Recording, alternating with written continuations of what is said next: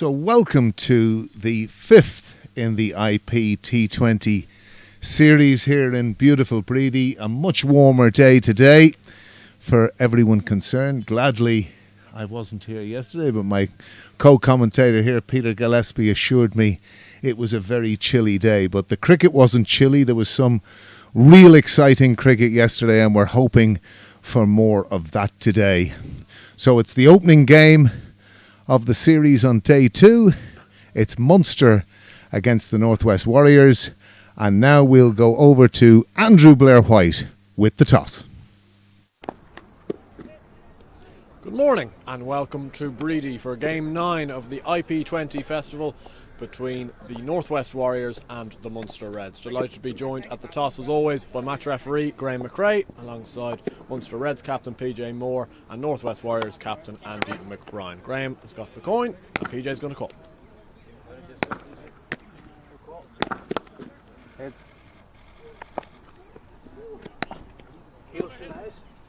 We'll have a ball first, please. Andy bowling first again today. Reasonings behind that decision? We're on stall. We were unsure about the wicket. Obviously, like you've seen yesterday's game, there's still plenty in it for the bowlers, but I still think it's been below covers all night, and I still think it's still a wee bit of moisture in it. And you're becoming a specialist in these close games. 1 wicket win last week, 1 run win yesterday. Is it great to get over the line and I suppose build upon those wins? Well, you can't buy experience. You got to them close games, like for everyone in the team. Obviously, we're leaving it a wee bit too tight than we would like, but obviously it's a sign of a good team that you can obviously get over the line when it really counts. And we saw some great support from the cars yesterday for the Northwest. Must be fantastic playing in front of your home fans and winning games as well. Yeah, it's just obviously nice playing in front of fans full stop, like no matter what sport you're in, really, isn't it? Like obviously they're here to back us, and which is great, and I'm pretty sure they'll be back any sort of cricket because they love the cricket around here. Perfect, thank you very much, Andy. BJ batting first this morning, not a bad toss to lose? We would have liked to have bowled, but I think it's probably going to be the same for both sides.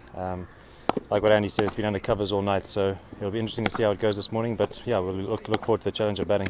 And a good win yesterday against the Leinster Lightning. Must be great morale in the troops at the moment. Yeah, I think it was a very good win for us, especially considering all the injuries that we've got, but it's been great to see the guys step up when they've been called upon. So yeah, let's hope for much of the same today. And what main learnings can you take out of that game from yesterday? I think obviously we lost early wickets. Rebuilding was a good lesson for us to learn early in the weekend. And then I think the lengths that the bowlers, we sort of figured it out as we went along, but I think we've got a good game plan going into today and we've worked that out. Thank you very much to PJ. Cheers. And thank you very much to Andy and Graham. The news from the toss this morning is that the Northwest Warriors and Andy McBride have won the toss and they'll bowl first. Well, thank you very much, Andrew. And Peter Gillespie, my co-commentator here today. It's probably no surprise the Northwest Warriors winning the toss and electing to bowl. Yeah, thanks, Alan. Great to be here this morning again. Yeah, conditions a lot more cheery than yesterday, but again, just seems to lend itself. It's overcast to bowling first. I think the Warriors probably would have bowled first yesterday, but in saying that, they went into bat. They put on a total on the board that they defended. So, you know, I think it'll be set fair, whatever.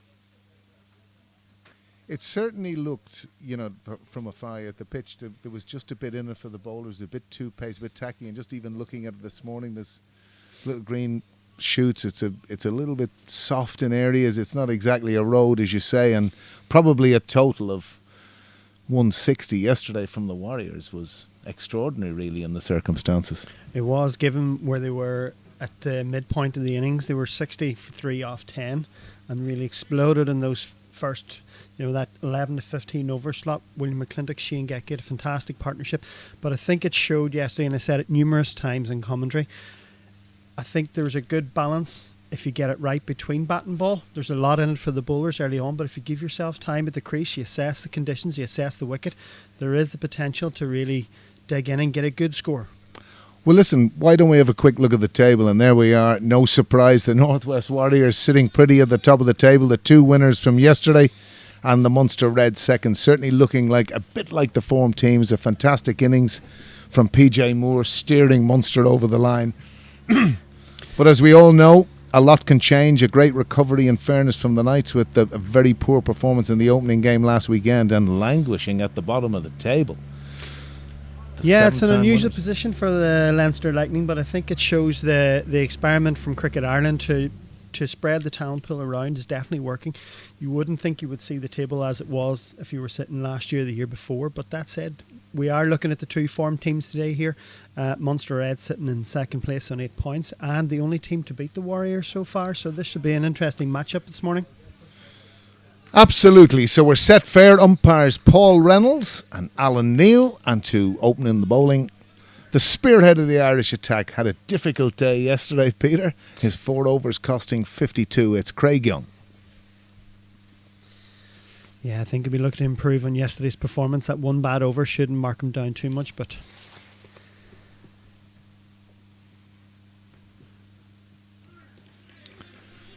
and it's a great start. He's straight on the money there. I think it's one of the interesting things, and it's something I've always thought with Craig. You know, he has this ability to take the ball away from the right-hander that, you know, rather than kind of say concentrating and mixing his lengths too much, that if there's far more concentration on that top of off stump, he's a challenge to any batsman. Yeah, you can see his confidence levels have gone through the roof since the Holland tour, and he is one of the spearheads of the Ireland attack now. An inside edge there, of course, fine leg in the circle. That might run away. No, it seems to be very good stop. PJ Moore probably should have got back for 3 there. He might have thought he was easily going to go for 4, but fortuitous for Seamus Lynch, who had a tough day at the office. I don't know whether you've seen too much of Seamus, a talented young player from Terranure. I haven't, Louis, and I didn't get much chance to see it yesterday. It was a short stay at the crease. 2 quick wickets.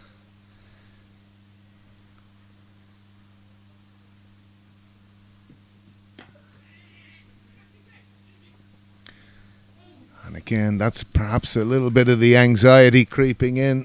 Peter, there was never a run there, and PJ Moore quite rightly saying, get back in your box. Yeah, the Reds will be looking for another standout performance from PJ Moore today. He's not going to take any chances early on. He batted superbly yesterday. I thought he judged the length of the wicket very, very well. Used the pull shot to great effect.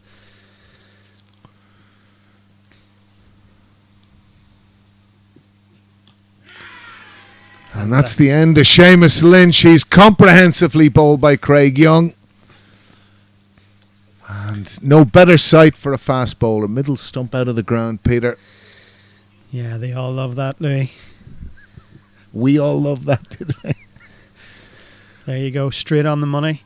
Just getting a little bit back on the seam, straight through the gate. He's looking to play an expansive drive there, as T20 dictates, but he's perished. And Munster Reds 2 for 1 after 4 deliveries. Interesting, Peter. I noticed on commentary yesterday you talked about Shane Getgate and William McClintock getting themselves in, and I think there's a degree of merit with the pitch just the way it is. It's a little bit on the sluggish side to do that, and it's something probably Seamus didn't really do. There was a wee bit of anxiety from the ball before, and he was probably never in a position really to execute the shot he was looking to do, being comprehensively bowled. Yeah, and I think we've seen yesterday that when boundaries came, they seem to come in clusters. There is a predominantly small end at one end of the ground, up to the bank and up to the clubhouse, and the guys that really batted intelligently yesterday waited for their chance, waited for their opportunity, and then quite happily targeted that end. But as you say, they did give themselves some time at the crease to get acclimatised.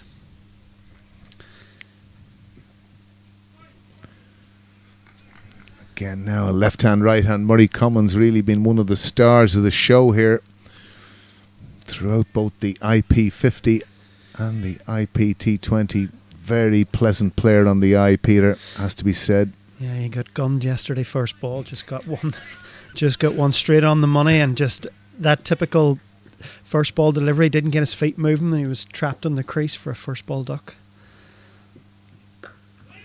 But as you quite rightly say, he has been one of the most pleasing aspects of the T20 series so far. He's very, very elegant batsman, seems to have a lot of time, scores boundaries at will, rotates strike very well.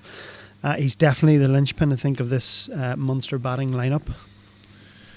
There's a lovely kind of sense of calmness about him. Plays very well, understandably, coming from where he comes from off the back foot, but plays really comfortably off his hip.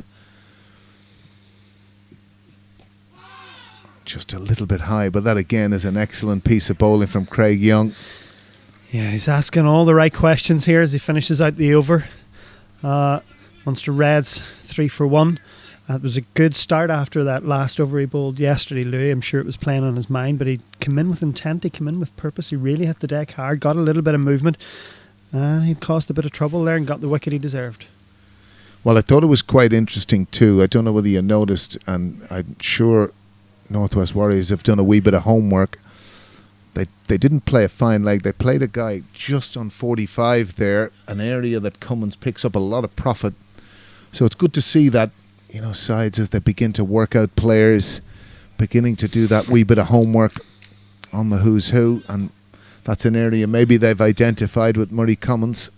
Yeah, there's any number of stats and analysis available at their fingertips right now, and as we see Graham Hume coming to open the attack from the Mason Road end.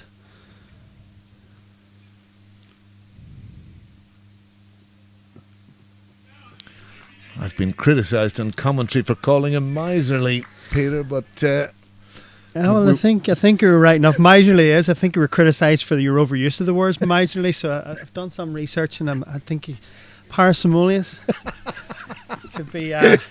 We'll fire that one out there for today. Parsimonious. Oh yeah, we've got Andrew Blair White will be loving this.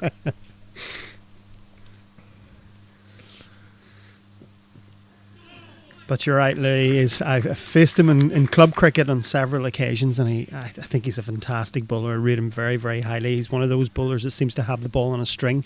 No matter where you adjust as a batsman, he seems to be able to pull it back, push it forward. He gets that just a little bit of shape away in the air, a little bit off the deck as well. And you can see that he's a guy that's played a lot of first-class cricket back in South Africa. He's trying his hand over here now in Ireland, and I think he's a great asset.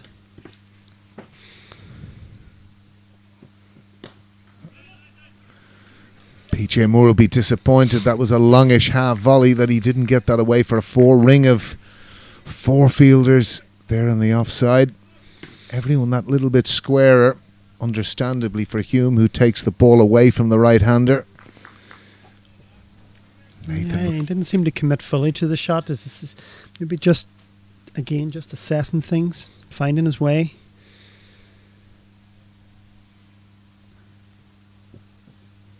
Although, you know, it's funny, Peter, in that sort of situation, as a batsman in T20 cricket in particular, just getting away, you get that wide half volley, you put it away for four, you kind of take a big sigh. You're in a sense on your way. Yeah, and from my mind, T20 cricket is one of those games where you can't be caught in between. You have to go out with intent to leave the ball, intent to defend the ball, intent to attack the ball. If you're doing it, whatever you do it with full measure.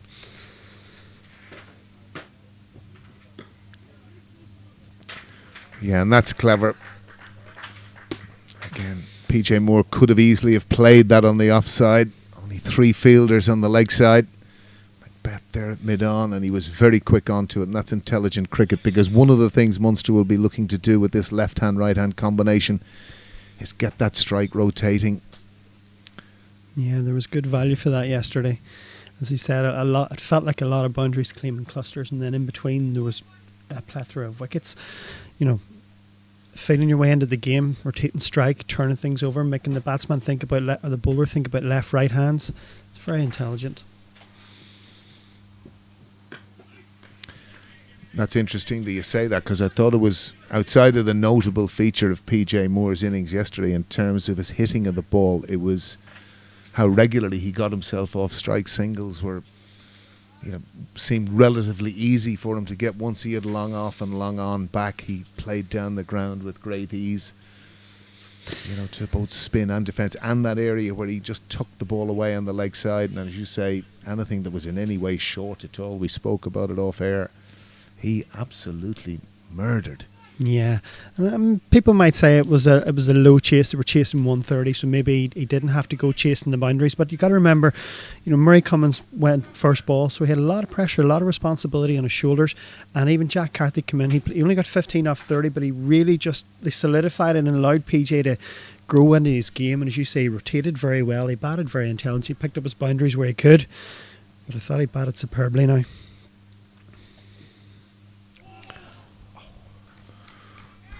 And they're certainly finding things a bit different this morning. Could have been surely looking now like a good toss to win. Craig Young has certainly had probably a good sleep overnight, reflecting on a few things from the day before. 4 overs for 52 he went for yesterday. And again, going back to that point you make, Peter, you're only one good over away, as PJ Moore proved yesterday when he took Barry McCarthy down.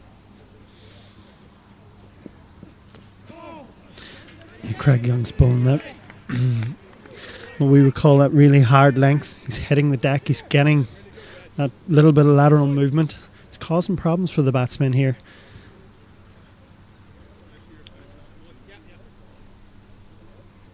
But I think that the wicket was covered last night again. As we talked about it yesterday, they cut the wicket in between the matches yesterday, which we were a bit surprised. But they covered it last night, so there's got to be a little bit of juice there. Mm-hmm. Oh, and that's a poor piece of fielding. And they won't be happy with that. Ross Allen will be very disappointed with that. It's cost his strike bowler 4 runs. Shane Getget, my apologies to Ross Allen there. Shane Getget just giving it the old Sydney Harbour over that. And a real giveaway that, Peter, wasn't it? Yeah. That's the sort of one as a bowler. Yes, it was a wideish half volley, but it's there to be stopped, and it wasn't.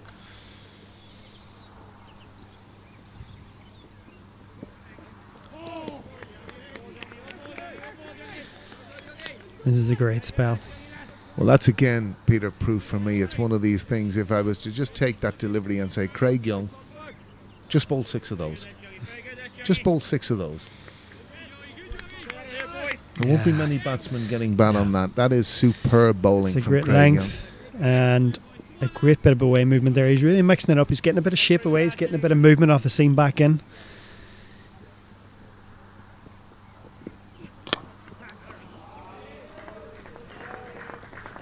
And that just a little bit fuller and slashed away by PJ Moore. And again, it was noticeable yesterday. Obviously, I was watching from afar yesterday, but the encouragement, and again, it's a good thing to see within a team. Munster bench up there celebrating every boundary. Well, I'd like to understand the mindset of the skipper here, because Craig Young, maybe this is not the length he intended to the captain, because he has his protection out on the leg side. He's got his deep square, he's got his deep mid wicket, and he doesn't have a third man in place. To someone who's getting that shape away at pace, any kind of a nick or any kind of that slash off the blade's going to run away down there for 4. To me, that would seem more of a prime boundary area with the way Craig Young's bowling. But they're obviously concerned about the short side of the ground, as they've seen on numerous occasions yesterday, batsmen targeting it. So it's brought about a change in the field.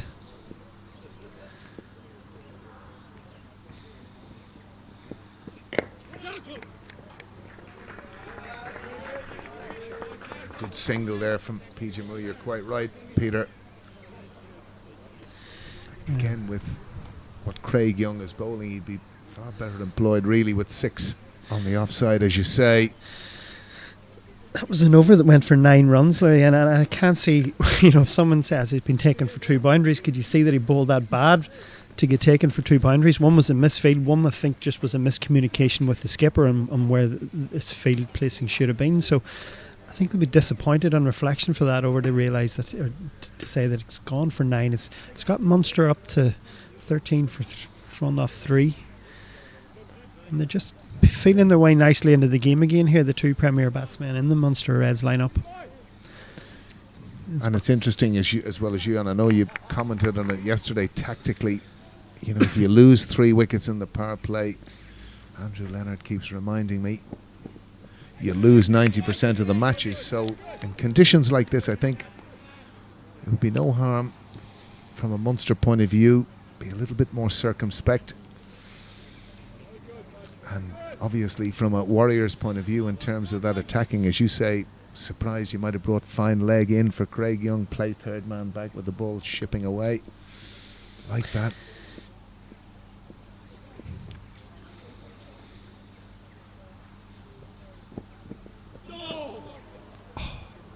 That's turned him.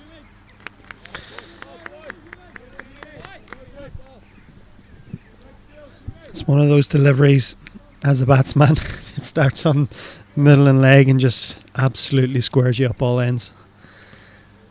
Graham Hume continuing to have it on a sixpence here. Slip in place. Bit of attacking intent from the Warriors. You know this is a big wicket, a vital wicket.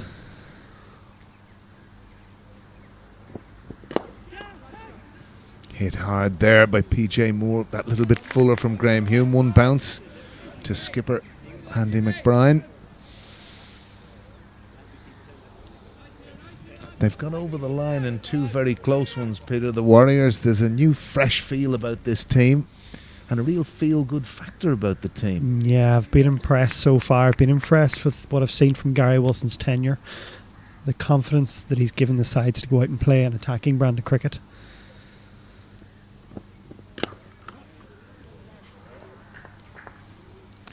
Eased out in the offside there by PJ Moore for a single. Maguire sweeping out there.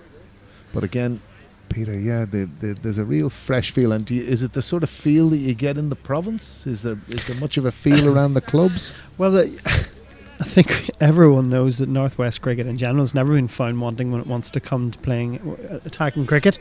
So when you get a coach that comes in and gets guys like William McClintock back into the fold who can clear any boundary, you have big hitters like Shane Gatgate, Adelaide, William Porterfield's been playing very well. It's good to see.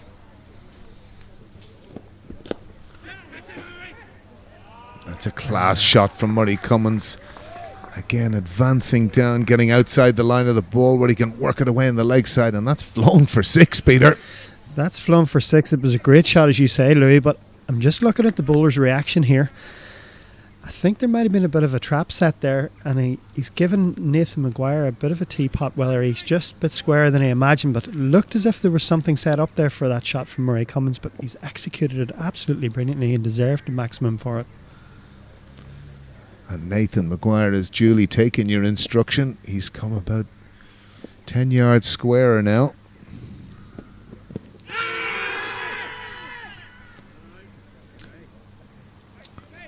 But I kind of sense Murray Cummins, in a sense, knew what he was at there, Peter, because he got himself outside the line of the ball, that he could get it that bit finer. Yeah, he was fully in control of that shot. As we see the replay here, that was closer than I think we realise. Seemed to pitch in line, whether it was just having a shade down leg. But they see he seems to be targeting that full leg stump line to Murray Cummins. He's got the guy set for that shot. Whether he's got an LB or in mind, or whether he's got that fielding position there, he's definitely got a game plan to Murray Cummins. As they progress to 20 for 1 off 4, as we see the first change. Ryan Macbeth coming on from the pavilion end. He was impressive yesterday, Louis, and he was thrown in a quite a tough debut against the Knights for his first game of the season, and he hit it again quite similar to Craig Young, slightly slower, but he hit a good hard length, bowled back of a length, hit the top of off stump, got a bit of movement. Hopefully he can repeat that today.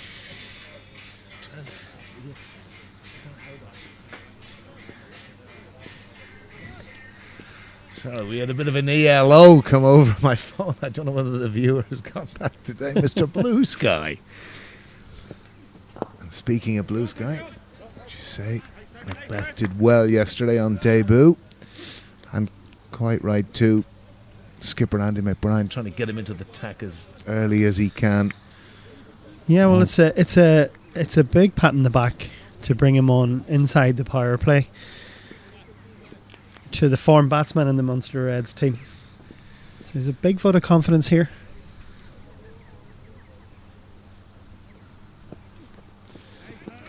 Well, it's interesting too that you say that, because I was down in Munster for the IP20 game, Kyle McGee making his debut.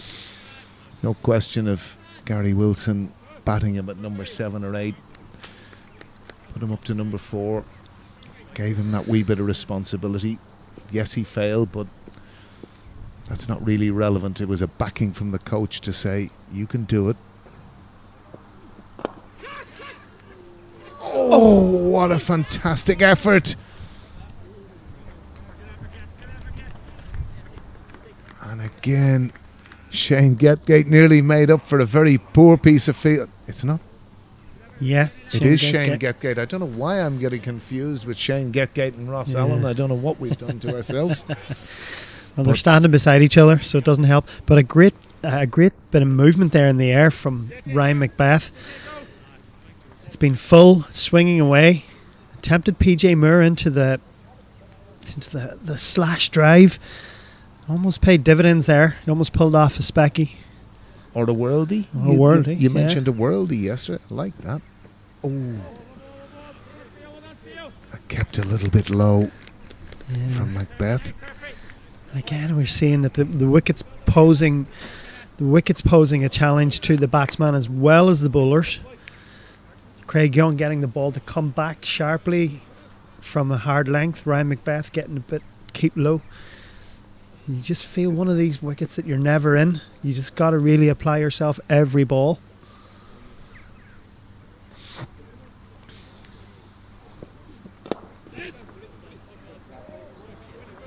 Eased away on the onside. Wide and mid-on by PJ Moore.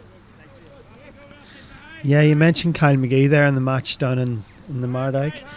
I mean, as someone of Kyle McGee's age coming into the team, getting a chance to bat at 4 would be great, but getting a chance to bat with someone like William Porterfield, who played a fantastic innings.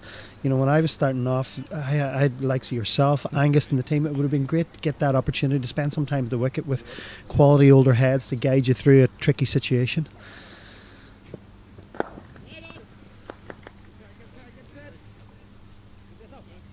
Coleman's advancing there. As he finishes out a very good over. And as he advances, it brings us to the end of the 5th over and a double switch. We're going to bring you the next few overs from Andrew Leonard and Andrew Blair-White.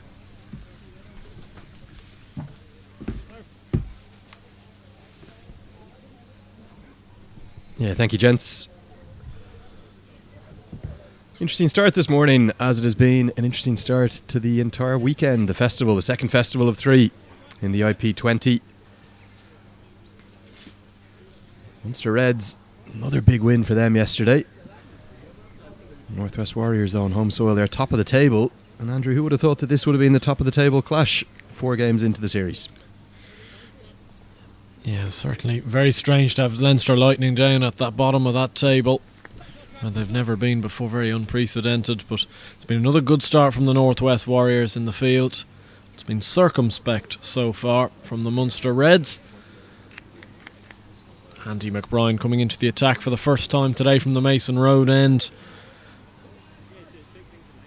He's been so good with the ball in hand this year, marshalling this Northwest side.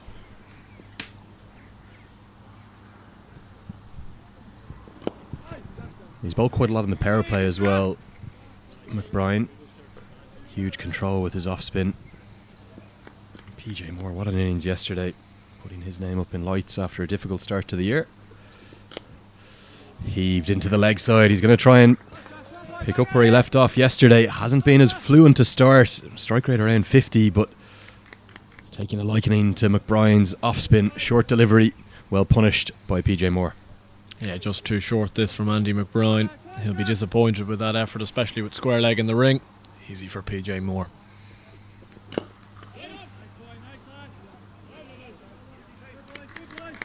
Andrew, the Reds now having to show that they can do it again and again. Is that almost more difficult than the kind of occasional upset wins that they've had so far? Yeah, I think it's not dissimilar to, where Ireland were maybe 12, 13 years ago, where you're trying to build from, those becoming, big upset wins, giant killing wins, to actually just consistently winning games of cricket and putting... What a strike that is. It was the flatter one from McBride, but it was too short. Moore picks up the length so quickly, rocks onto the back foot, powers that high and handsome into the sky. The biggest six of the day. That's the larger side of the ground. Sensational strike from PJ Moore. Yeah, again a little bit short from McBride, but Moore just picking up length so well, and it's probably hard to gauge from your screens just how big a boundary it is out to deep mid wicket there, and he's cleared the fence. That is an absolutely enormous shot from PJ Moore. It's gone over the retaining fence out towards the N3. That's the Dublin to Derry road. It was the road Alan Lewis came up this morning. That one could be rolling down the hill. There's the points table as Paul Reynolds calls for new balls, please. Love the new feature as well, the up and down arrows. And look at the Leinster Lightning. They are trending downwards, not just bottom of the table, negative run rate. George Dockrell and Nigel Jones will not have had a good night's rest last night in Derry. No, not at all. They'll be very disappointed with their effort yesterday against the Reds. Simply nowhere near the amount of runs needed on the board, 130, and then after a very good early start, a little bit lacklustre in the field. Just short. It was hit firmly, and after the two boundaries in the over, all of the men in the 30-yard circle really hanging right on the edge, particularly mid-off there, never carried. I think McBride thought upon contact that it might have. So we get to the end of the power play, 31 for 1 in this top of the table clash. Let's take another look at that points table, Andrew. It's really set up nicely, isn't it? If the Reds could get a win today, they could end up even on top of the table at the end of this weekend, and who would have thought that? Yeah, that would be absolutely superb for Munster cricket. And as you see from that table, the likes of the Northern Knights and Leinster Lightning clash later on today is absolutely massive. You'd have to think that the team that potentially loses that game is in a tricky enough spot, especially if the Leinster Lightning were to lose again and the Northern Knights would go up to that 12-13 point mark. But vice versa, if Leinster Lightning were to win, get up to 9-10 points, you're straight back in the game. So it's brilliant going ahead even into that third festival later on this summer. And if we end up with the 3 IP20 festivals, some rumours, not confirmed, that we might have a fourth one as well, but if we end up with 3 T20 festivals, we're right at the halfway stage. All the sides have played 4, they'll play 9 matches in total. So it's pretty much must-win territory for the Leinster Lightning this afternoon against the Northern Knights, to see the Northern Knights head coach Simon Johnston already at the ground, such a student of the game. He's making sure to look at his opposition. Of course, they'll play the Munster Reds tomorrow afternoon. Northwest Warriors against Leinster Lightning tomorrow morning. Macbeth will continue.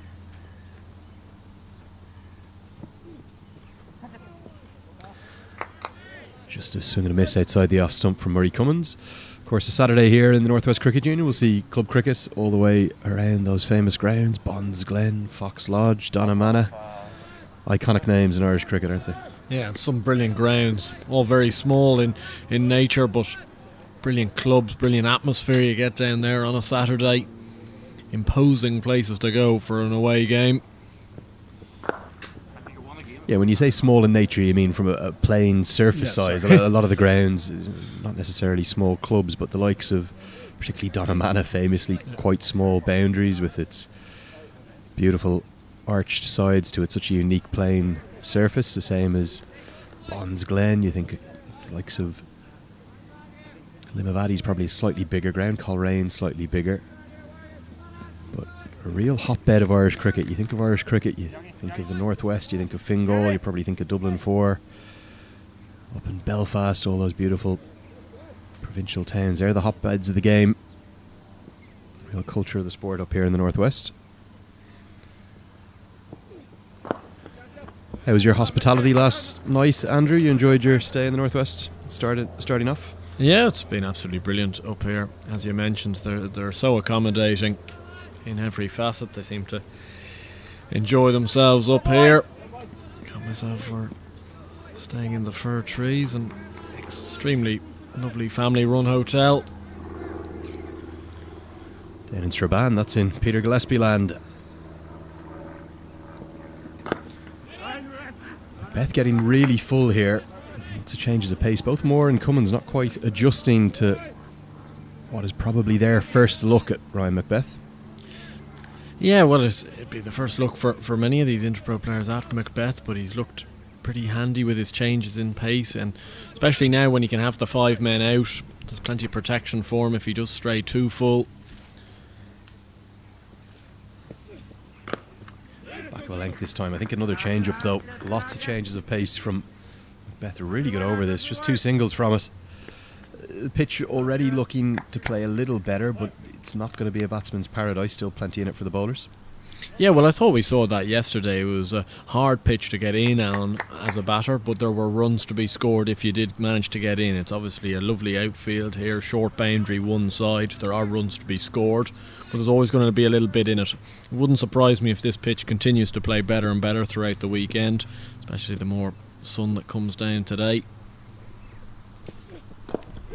Leading edge towards Craig Young, who's quite deep at cover, and it just hasn't carried.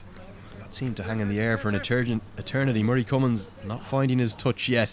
Fortunate to survive there. Yeah, it's just been a bit stop-start so far for the Munster Reds. It was a bit of a circumspect start after the early loss of Seamus Lynch, and they'll be looking to go through the gears fairly soon because still hovering underneath that run rate of 5 and over, and certainly from yesterday's games, and I know that was a small sample size to be basing it on, you'd think in and around that 150, 160 score is likely to be what you'd need to have a very good chance at defending. Yeah, Leinster Lightning's 130 odd yesterday, certainly under par. PJ Moore made a bit of a mockery of that total late in the innings, although it did look competitive up until that. I think it was the 16th over of the match, the one from Barry McCarthy, that PJ Moore really got after. Targeted the short boundary on the leg side. McBride to continue. Well, what we have seen so far in the 2 games up until this one is that you can really cash in late on in both the Northwest and Northern Knights game. Both sides were on 60 after 10 overs, ended up with 160 after 20, with some big scoring overs in there as well.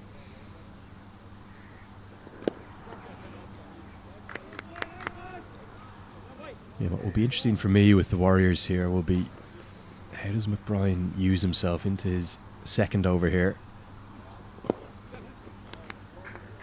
Is he going to bowl the toughest overs of the innings? Is he going to ensure to protect from this left-hand, right-hand combination? I think the reason he's on here from the Mason Road end, of course, Murray Cummins would be hitting against the spin to the leg side, the shorter boundary. Yeah, you'd have to think he'll bowl in some of the trickier phases of this game. Cut away brilliant from William Porterfield at backward point. That was a really good stop. That was hit firmly. See Porterfield almost clapping his hands in frustration that he's given the single away, but in my scorecard that's 3 runs saved. Yeah, excellent piece of fielding from Porterfield. See, it talked about more and more the analytics of the game, particularly 2020 cricket getting analysed as good running gets more and Cummins back for 2. The importance of fielding to all T20 sides. That seems like so many of the matches go down to such small margins. Yeah, exactly, and as a fielding side you usually set out trying to save 10-15 runs an innings. That's the sort of goal you're trying to set yourself, and as individual players you're trying to have 2 or 3 runs an innings saved and really clamp down.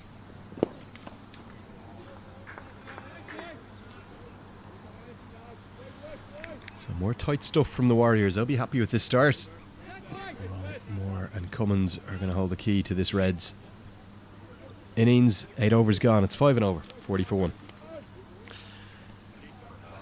Yeah, were you a little bit interested, Andrew, looking at yesterday's game? Graham Kennedy, who I think is going to come on to bowl here, just the 1 over, 1 for 3 as well. It was an excellent over from the Mason Road end and wasn't used again in the game. Were you a little bit surprised he didn't bowl more? It was. You can't always necessarily just look at the scorecard and look at the 1 for 3 aspect of it. I think it was predominantly because of the fact that there was a left-hand, right-hand combination that he was facing up against. It was Neil Rock in particular who was humming and going for the Knights at that point. So if he was to have bowled from the far end of the ground, the Mason Road end, he would have had a really short boundary for Rock to hit with the spin for 50 yards or so, and the wind was piling across the ground that way yesterday. It's coming that way again today. We can see the Bready flag up in the distance, but nowhere near as strong. But the interesting thing today is he's going to be asked to bowl from the pavilion end with 2 right-handers on strike, so they will have the shorter boundary to work with on the leg side. But I suppose what McBride is thinking here, he wants to back his spinner, give him the confidence to try and get one of these 2 right-handers out. They want a wicket now, the Warriors. A lot of protection in the deep on the leg side. There is, but this is going to really test the credentials of Kennedy, because if he strays anyway in length, especially to PJ Moore, it's such a small boundary. He'll be pumped immediately down towards that shorter boundary. They're getting their key fielders into the most important positions, so William Porterfield, no surprise to see him stationed at long on. What I was fascinated with yesterday on one of my stints off commentary, Gary Wilson patrolling the boundary so tightly. We saw him regularly chatting to McBride, to Porterfield. Almost every over they were plotting out who's going to bowl the next one, the next 2. Real tactician, real thinkers of the game now, the Northwest Warriors.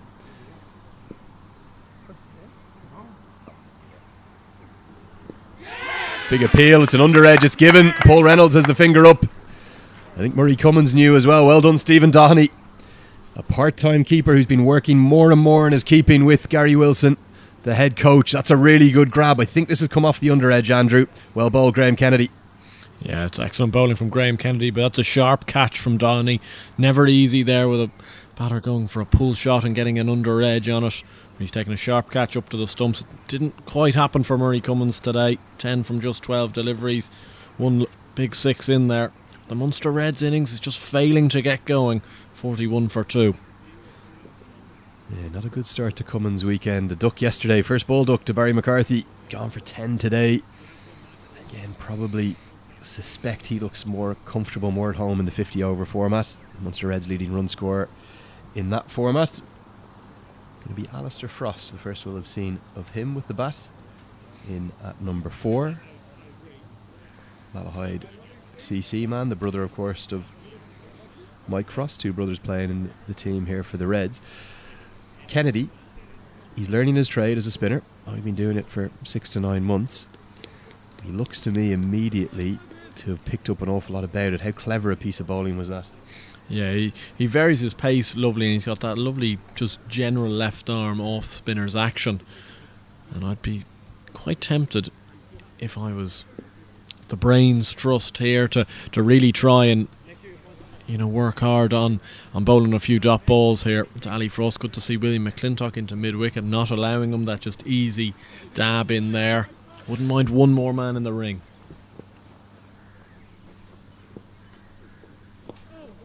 Slower through the air. Frost will get off the mark into the leg side. His first runs in interprovincial cricket. T20 debut yesterday. For him, picked up a couple of wickets.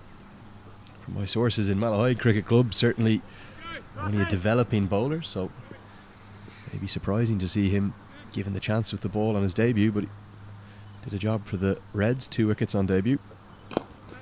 Again, you see that slower through the air, tempting from Kennedy. He's a brave young bowler. I think he's got a big, big future with the ball in hand, and a very effective lower order batsman as well.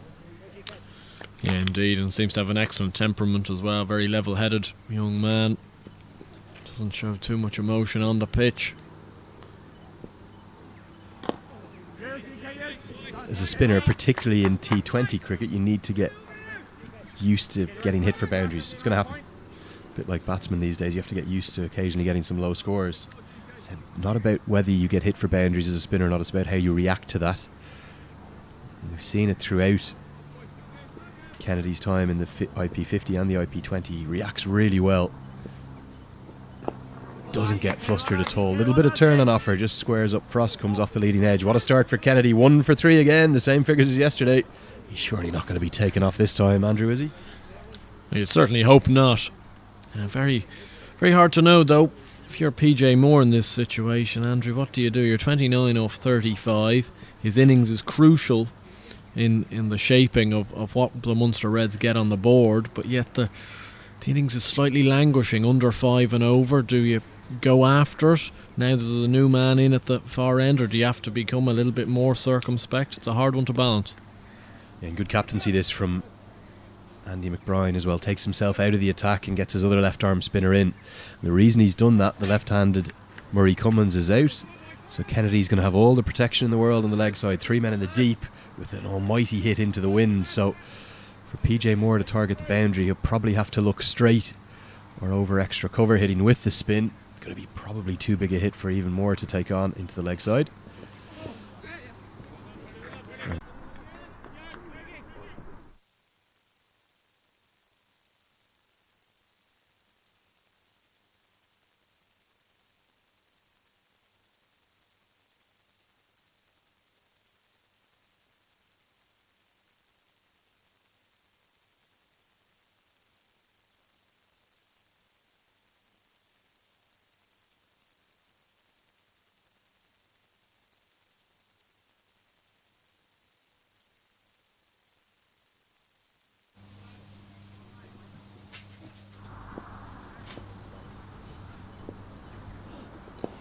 So welcome back live here to Bready Cricket Club.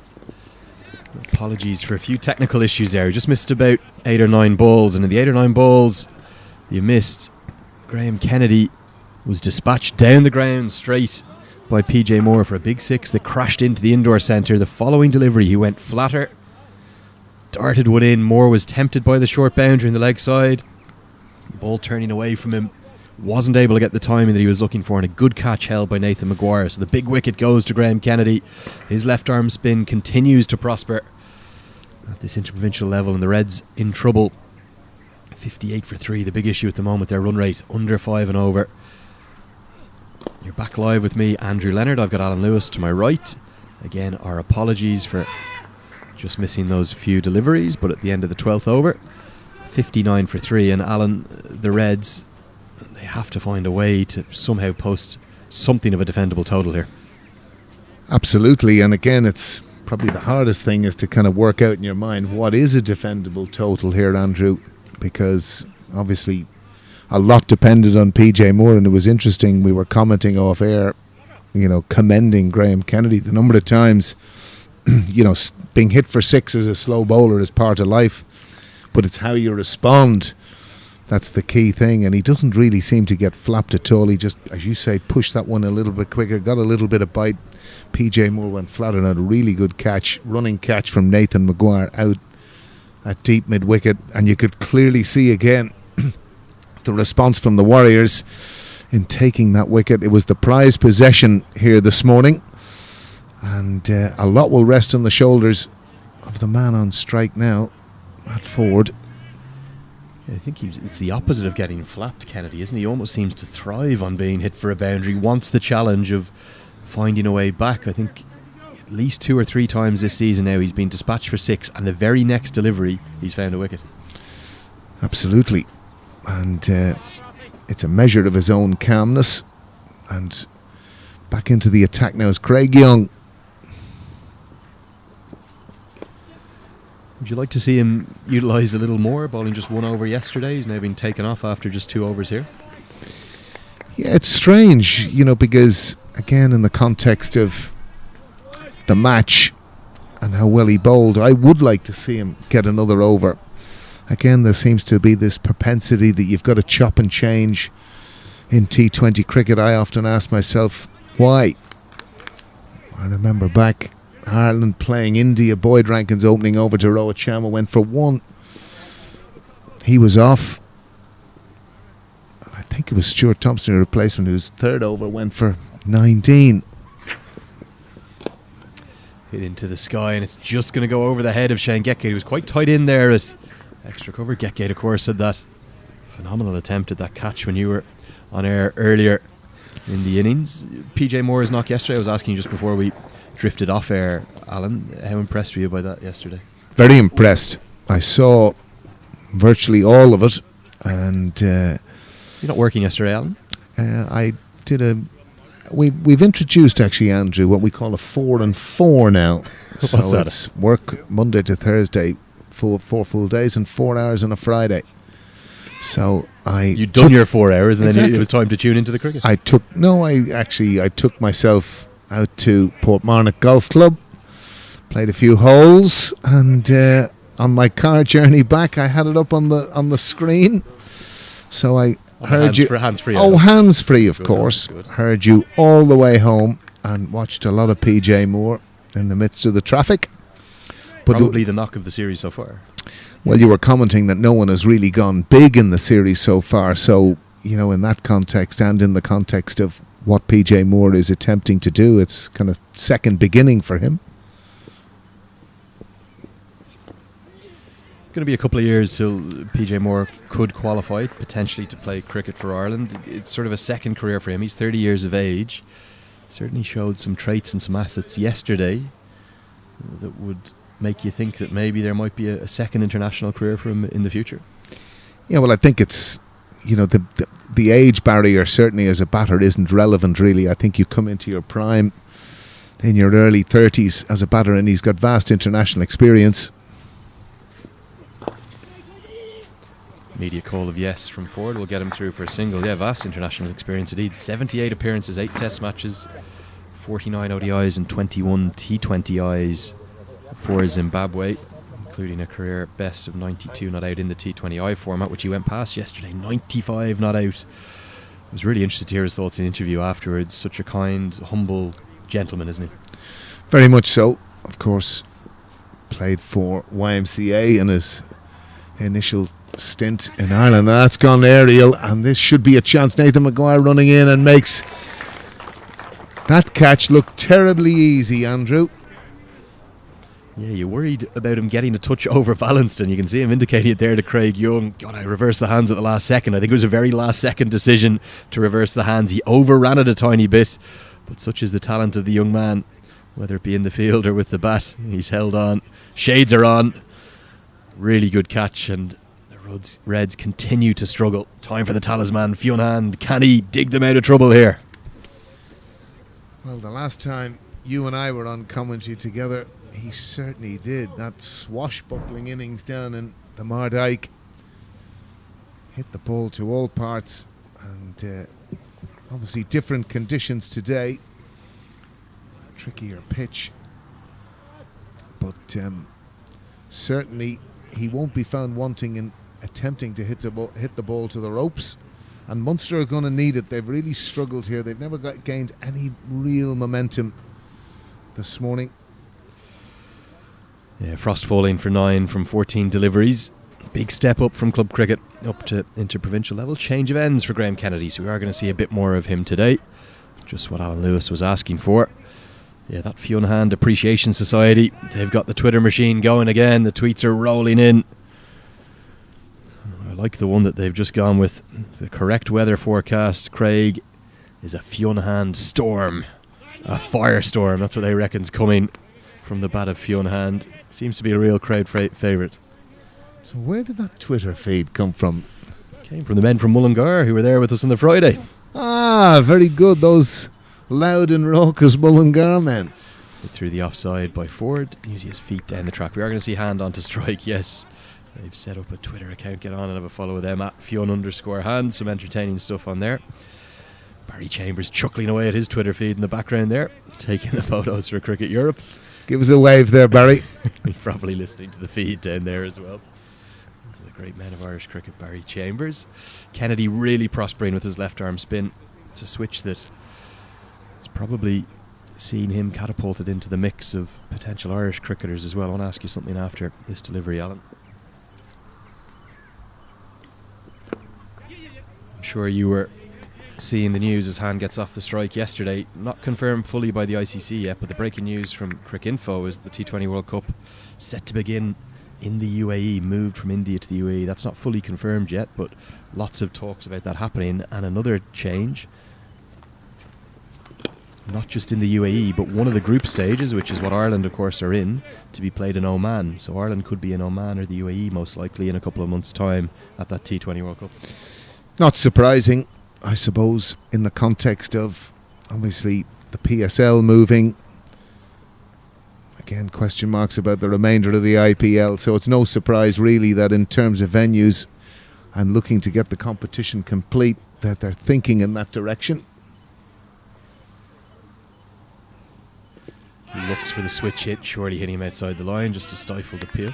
Yet, of course, it has to be played this year because there's another T20 World Cup in 2022 and then again in 2024. Well, the competition will be expanded to 20 teams, which I'm sure you're delighted to see. Very excited to see that, Andrew, I have to say. Again, Another sweep this time from Ford. Will get back for 2. another factor that I was interested to read, obviously hugely excited by that win, the World Test Championship by New Zealand. Brilliant cricket. And it's interesting in the context of their own development, this kind of provincial bias that would have been hugely in vogue in New Zealand maybe 20 years ago, that was brought to an end, and they look to spread players out. And obviously the one big area that they look to improve, which they've done amazingly with, is facilities. You look at the grounds they have now, Wanganui, Hagley Park, all these wonderful venues, and amazingly built at extraordinarily cheap prices. Nelson, of course, as well. Ireland's Nelson. famous win over the West Indies. Of course. So let's look ahead to that T20 World Cup, Alan. Ireland in one of the 2 initial group stages, 2 groups of 4, where from those groups of 4, 2 sides will progress to a Super 12. So for Ireland, it's Sri Lanka who are having real troubles at the moment. They are struggling bottom of the table in the Cricket World Cup Super League, hammered out of sight by England in the first 2 games of the series. Sri Lanka, Ireland, Papua New Guinea and Oman.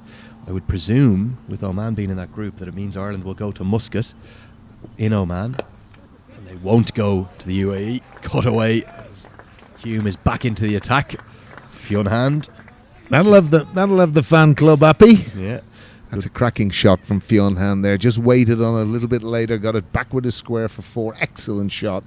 Yeah, really good shot. Bit of width on offer from Hume. You can't do that at his pace. Can Ireland get through that group? Got to finish in the top 2 between Sri Lanka, Papua New Guinea and Oman. And who are the players that are going to get them there? Who's going to be into the mix? Who's into the reckoning? Well, these are the conundrum questions we're asking ourselves. You know, obviously, and again, it's difficult in one sense. Obviously, the form of Kevin O'Brien is a worry in terms of run scoring. Obviously, huge, vast international experience, recently retired from ODI cricket. You just wonder, has the libido necessarily gone? You know, it's very difficult when you've operated at the highest level for so long, that little bit of edge, does it leave you, Andrew? I ask you the question. He looked to be much more energised and enthused yesterday. I think it was a difficult weekend, an emotional weekend last weekend. Just looked a bit more comfortable with himself yesterday. Good Yorker from Hume.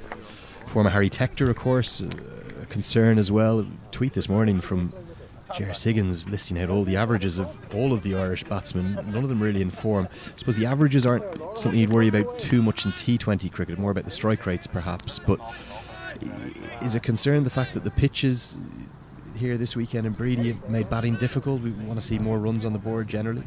Well, generally, of course we do. But I think what you're talking about there is, when I read those stats from Ger, they didn't make pretty reading for the people who were in there, and it's a real concern. And again, the other side of things is we've seen some people excel with the opportunity. William McClintock, of course, did successfully at an under-19 World Cup, out of this kind of mix. How good was that innings yesterday? Oh, superb. In really difficult conditions. But he's been, and I would say, and I would imagine, he's probably one of the first names in the team sheet for Gary Wilson, because he's played in all formats. Hit powerfully through the offside, not just powerfully, like a tracer bullet. Beautiful timing from Matt Ford. He's looking to put his hand up as well. Some real sparkling cameos, but he's danced down the track. Neither the fielders at deep cover, which is a mile out there, or extra cover moved. That is a sensational shot from Matt Ford.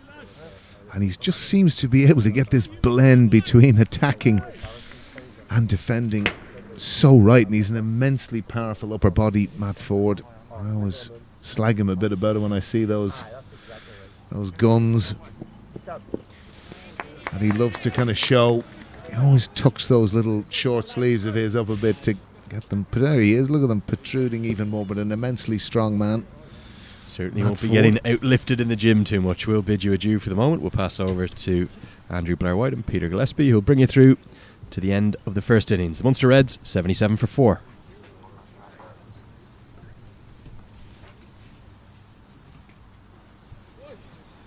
Yes, thank you to Andrew and Alan.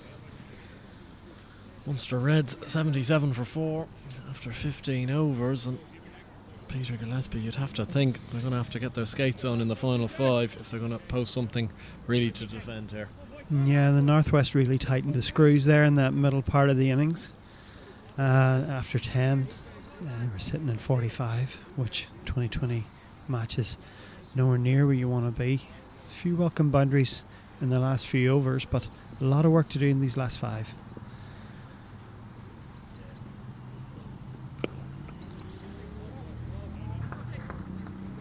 Yeah, if any of these Munster Red batters are going to provide impetus, it will be Matt Ford and Fionn Hand. We've seen that already this year, both in the 50 over format down in the Mardyke against the Northwest and in the T20s so far. As Matt Ford reverse sweeps that, but just a single. Graham Kennedy's been very impressive today. He has picked up a very vital wicket, Murray Cummings, with that underage. And he's really helped to keep things in check for the Warriors. They'll be quite happy where they are at the moment, and they won't want this game to get away in a hurry.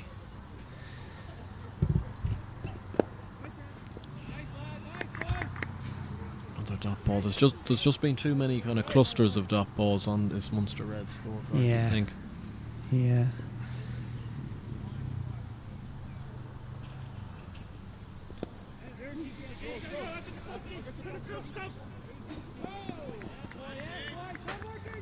Right, you can see the real work ethic there from the Warriors. Bowler sprinting hard, Kennedy, to try and stop that turning into a 2, and McBride running in from deep cover to cover the stumps. Really look like a team that's tight on their game, tight on the unit, and they're putting an awful lot of pressure onto the Munster Reds team. Kennedy has been impressive, as you say, Andrew. We've talked a lot about the switch from seam to spin, still learning his trade. But for me, what I've seen that impresses me is his ability to change his pace when he needs to fire one in, when he needs to, his control over his delivery. You know, obviously for a spinner, turning the ball's the premium, but his control over his delivery, about what type of delivery that he wants to bowl, is something that I'm sure has impressed everybody that's been watching. Yeah, that was case in point there, that final delivery to Matt Ford.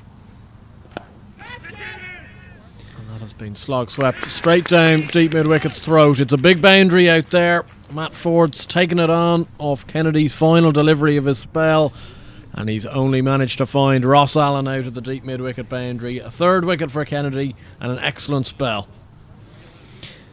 Yeah, Matt Ford obviously realising that they've got to up the ante here. Taking the chance, hitting against the spin to the large side of the ground. Percentage-wise, mightn't have been the most sensible option, but I think at this stage of the game, Andrew, boundaries, they need boundaries. So he's obviously taken that risk, and he's perished. Graham Kennedy finishes another impressive spell, 2 for 19 off his 4. And the Warriors firmly in control, you feel? Yeah, certainly. This Munster Reds innings just has never gotten going from ball 1, really. Seamus Lynch departed in the first over, and they haven't managed to recover. PJ Moore with a few big shots in there, but just not enough rotation of strike more than anything, just to keep things ticking away. And then the boundaries just haven't been at their beck and call like they were yesterday against the Lightning. But credit where it's due, this Northwest Warriors side, they've bowled very tightly. It's been very few bad deliveries, and they've fielded exceptionally well. 2 very good catches from Nathan Maguire on the deep mid-wicket boundary. Ross Allen this time taking a regulation catch out on the far side of the ground. Yeah, and you always start a T20 innings knowing that, you know, boundaries, you try to make boundaries the order of the day, but when boundaries are hard to come by, when the conditions aren't suited to fluent batting, as you say quite rightly, the next thing you look to is rotating the strike, and they just haven't done that well enough so far as Hume comes back from the pavilion end. Yeah, Matt Ford replaced by his brother Greg Ford, gets off the mark, first delivery. There you feel, considering they looked like they adapted to the pitch conditions brilliantly yesterday, the Munster Reds, you feel like they almost haven't read the pitch right today in terms of adapting. Potentially maybe just a 140 score may well have sufficed, but yet this 5 runs and over run rate has kind of been fairly solid throughout the innings. Yeah, it's not at any stage have they got momentum. You wouldn't think conditions would have changed from an evening match yesterday to a morning match today, but the bowlers have really made them work hard for their runs and caused the pressure that they're under. Fiona Hand has played that one out to deep cover, but just a single. Seeing this tactic again from the Warriors here, where they've got the 2 men back on the offside, the deep cover, and what can only really be described as a deep backward point more than anything. I assume that's for kind of almost the slash over point. Yeah, they're enticing the Reds to hit to the larger side of the ground. They want to keep away from that short boundary at the pavilion and bank. So Graham Hume's happy to go wide and full, saying, you know, if you're going to take a William McClintock-esque shot to get a 6 to that delivery, and there's not too many, Andrew, we've seen can do that. Yeah, exactly. But it is quite a designated plan here from Hume that he's almost going to bowl on that wide line on the offside with that packed offside field. He's got the 2 men out, and he also has long off out as well. Just 2 men back on that short leg side boundary.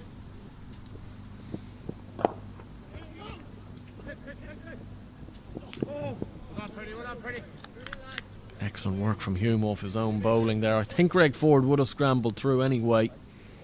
It's a single, but just goes to show there's been timing the ball in this innings for the Munster Reds has really been at a premium. Yeah, we spoke about the intent of the Warriors. You know, they really are of the mindset that every run's a prisoner. They've managed to squeeze the Munster Reds out of a substantial amount of boundaries, but on top of that, they're really trying to put pressure on these singles and 2s.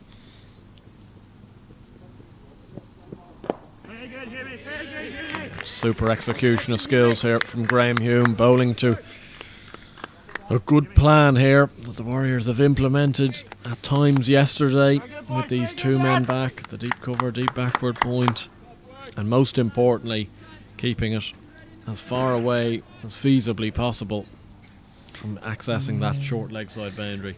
Yeah, I don't think the batsmen have really summed up where the field is and what they should be looking to do.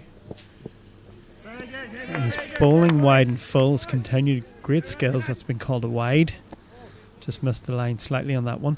But you see 3rd man's up and the bowling wide. They're still trying to power the ball, Andrew. And you know, sometimes just laying a bat on it, getting a tickle down to 3rd man when there's a vacant area, it can just force the fielding captains change in their plans. But I don't think the Reds are just really on their game here today at the moment.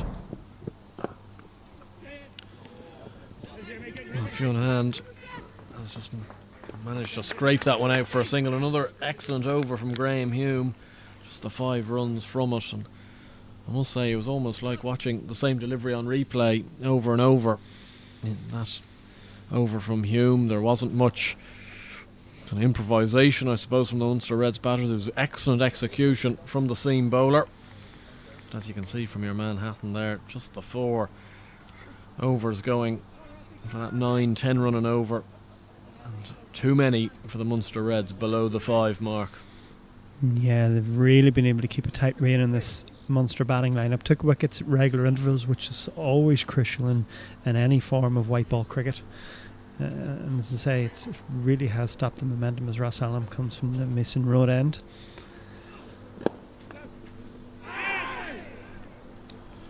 Deflected onto his stumps from Ross Allam. Greg Ford was back. I think this is a good option from Andy McBride, actually, keeping spin on from the Mason Road end. We've seen how hard it is to get boundaries away to that leg side.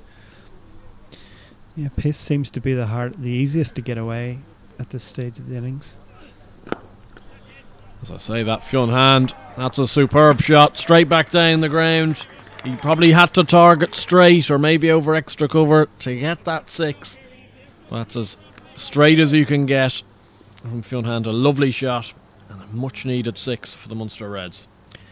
Yeah, didn't try to overhead it there, which was very impressive. Just trusted his hands, got through, made good contact and got the maximum benefit. As Ross Allen drags his length back slightly there. He's not going to risk throwing another one up in the slot for him again. You can see the power that Fionn Hand has. It's a good bit of quick thinking there.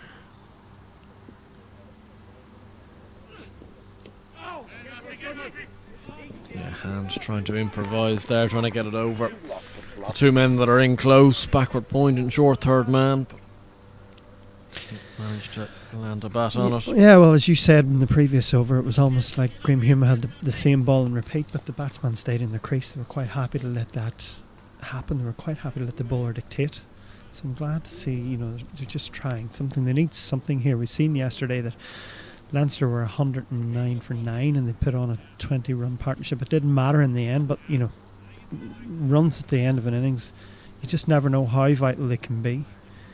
And Munster Reds certainly need every run they can get.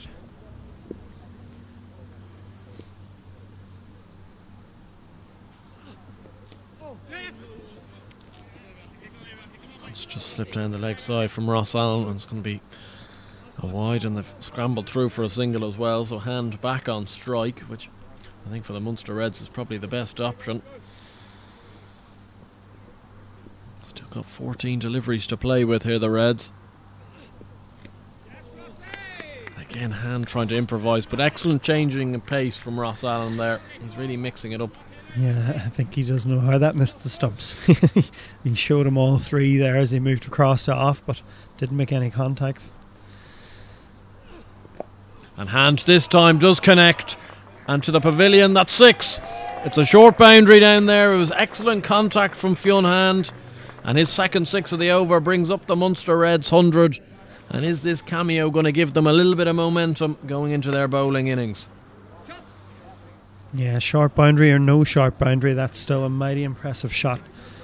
To get that much contact from a reverse sweep, you're making so much movement as the bowler's coming up.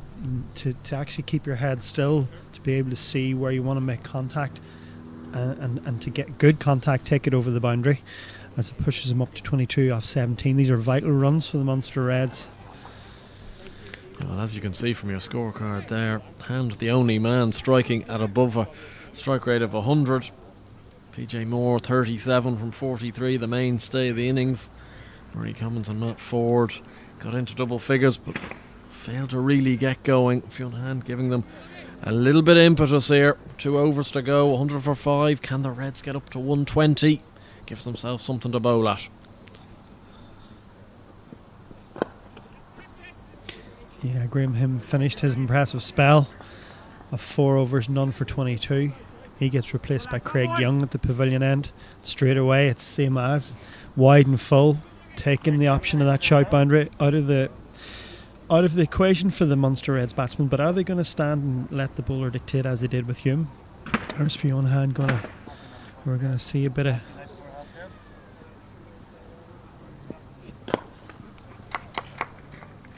He's hit that well, Fionn Hand, but that just goes to show good planning and a good field to boot.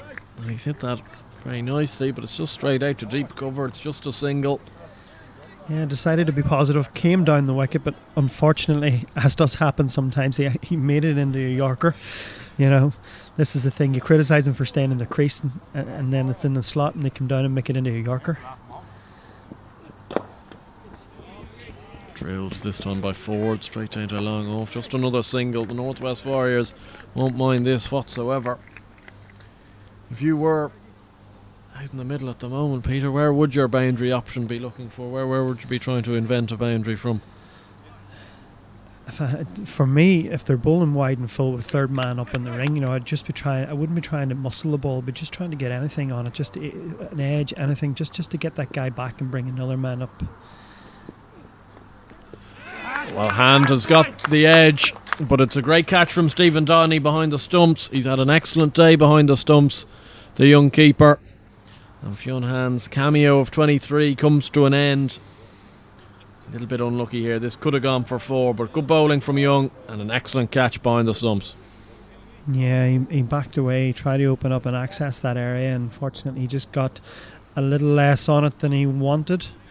The boundary option was there. That was the area to target Andrew, but it's just that fine tickle through to Doheny, who took a a very, very good catch. The ball was travelling, and another wicket falls, as you say.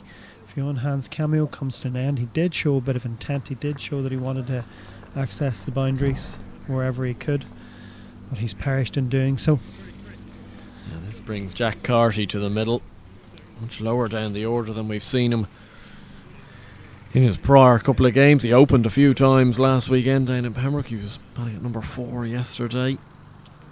He's a left-hander, and I suppose that, to a certain extent, is not a bad option for the Reds, because if he's on strike then for that final over, you bring that short boundary back into play. Yeah, we've seen a lot of left-right-hand combinations yesterday from all teams. They all know that there's a short boundary at one end. They all want to access it every over, and this might be a smart play here by the Reds.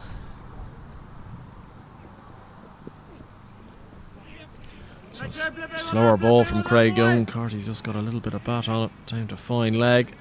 Comes back for 2.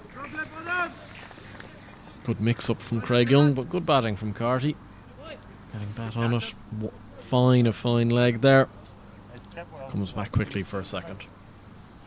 Yeah, and going into the last ball of this penultimate over. Another over without a boundary so far.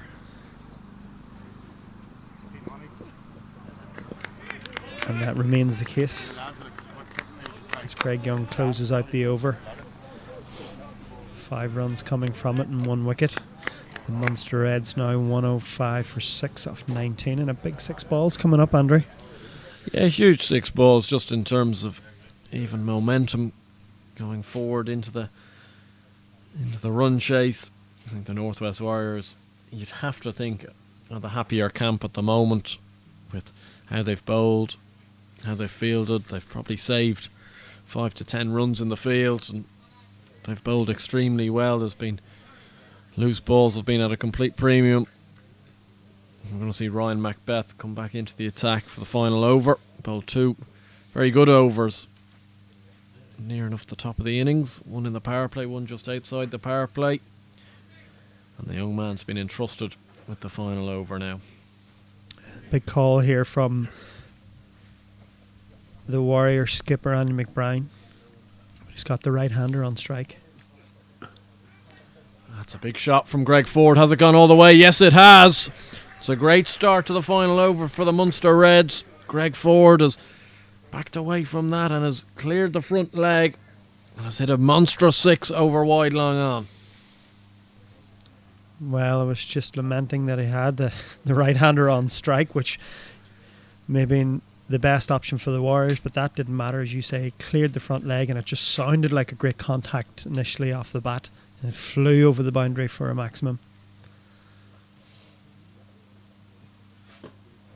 That's a good response from Macbeth. It's just going to be a single, dug out by Greg Ford more than anything out to deep cover. Excellent reply from the young man. We have seen on nearly every match so far yesterday, the 2 games yesterday, the ground lends itself to that over where you can go for 20. Even at that, with it gets the Reds up to that 130 mark. You still feel it's a big ask, but yeah, well, Jack Carty now on strike at the short leg side boundary. You'd have to think he's eyeing up that deep mid-wicket range.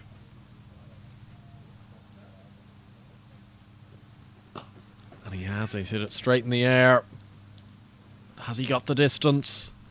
No, he doesn't. It's another good catch from Nathan Maguire out at deep mid-wicket. His 3rd of the day.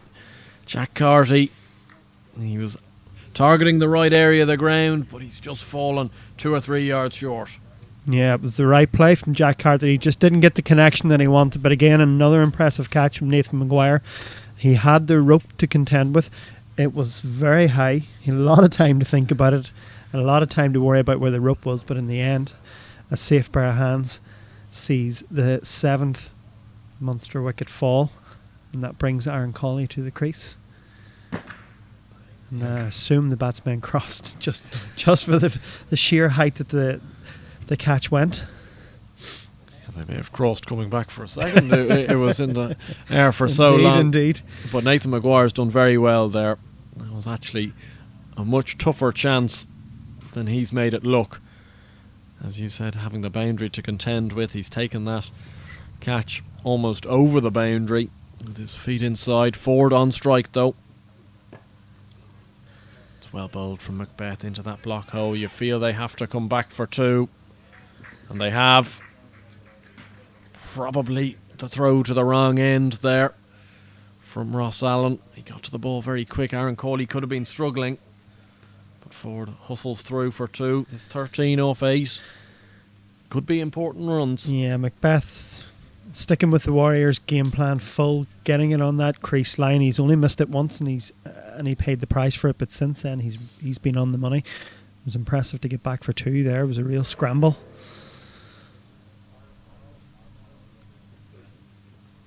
Oh, it's a slower ball. That's it.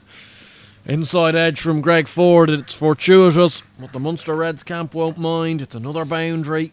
Brings them up to 118, and that run a ball 120 now, not so far away. Very unlucky on the young bowler Macbeth though. It was a good slower ball, and it's an inside edge from Ford that goes for 4. Yeah, that's the horror scenario, isn't it? You bowl a great ball, you execute your skills as you wanted, and that bit of little luck just doesn't go with you. Ford's unlucky there. He's drilled it straight down the ground, but it's hit the stumps. They'll come back for 2 though. And it's not a bad finish from the Munster Reds. An innings that really failed to get going at large amounts, but they finish it on 120 for 7, exactly a run a ball. And how important will that 19 not out from Greg Ford be? Of just 10 deliveries, a good finish from the Munster Reds, but you'd have to think the Northwest Warriors the more happy camp at half-time. Yeah, I think the Warriors leaving the pitch would be very happy with the job well done. It's a run a ball. I think from what we've seen over the couple of days so far, it is a below par score for an innings, as you say, quite rightly, never got any momentum whatsoever. Only a bit of intent with Ford in hand at the end. Got them up to any kind of total, but the Warriors will be definitely happy with their first half work, and I think they'll be looking to knock these runs off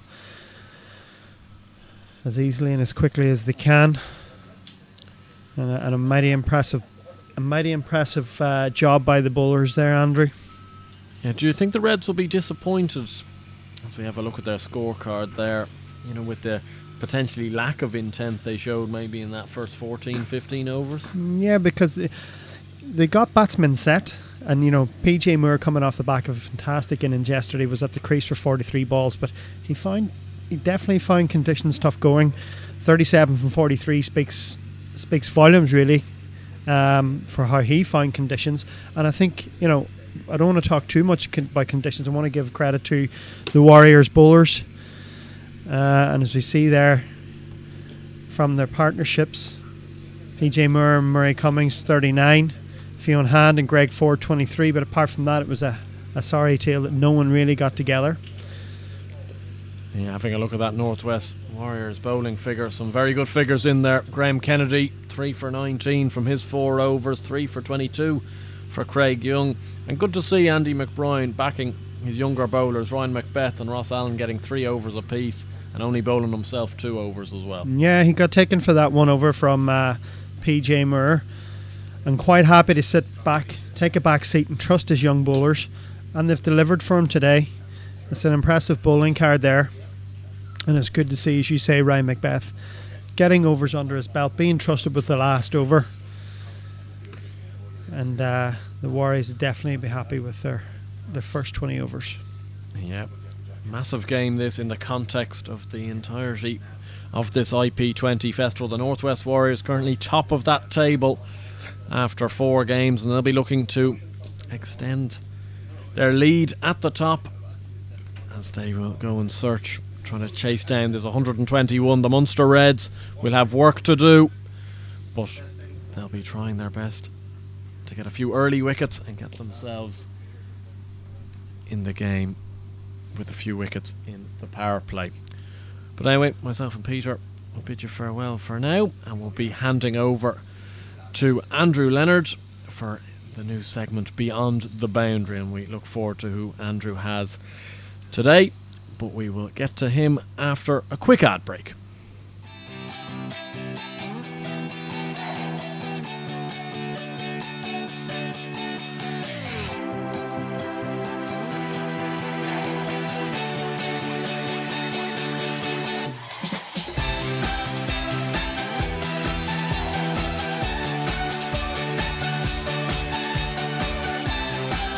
Time to embrace the giant spirit of Derry Londonderry.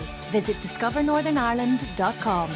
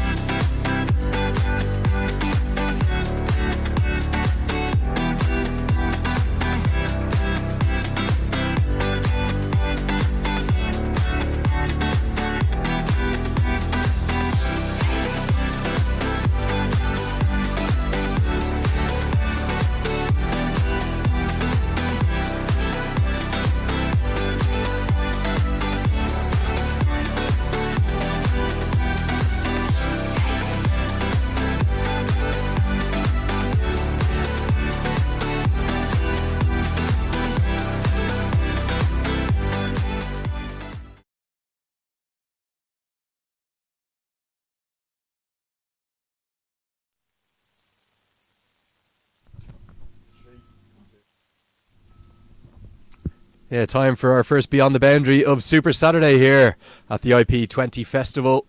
Andrew Leonard, your host, and delighted to be joined by the Public Relations Officer for the North West Cricket Union, Lawrence Moore, not just the PRO for the North West, but a bit of a local legend as well. A great sporting man. Oh, I don't know when that happened. That must have been last night. Well, Lawrence, you're certainly a local, not just here, a legend, not just here in the North West, but a real local advocate for the game of cricket, all sports as well here in Derry. Yeah, well, cricket and football. I do public relations office for both cricket and the Derry City Football Club as well. So keeps me busy.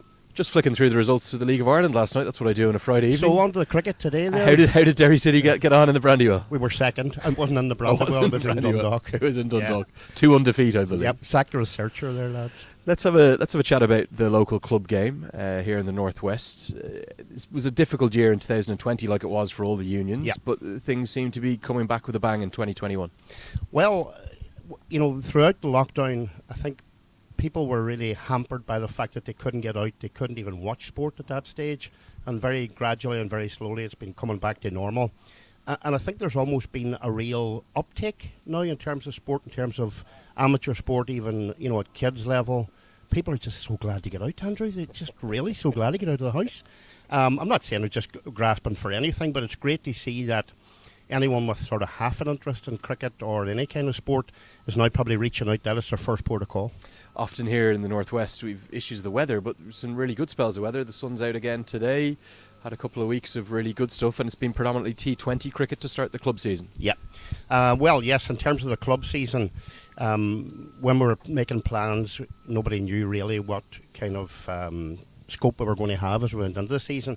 So I thought better to play safe and arrange a T20 competition at the start so we break people in. And it's worked out really well because we had 6 weeks of T20.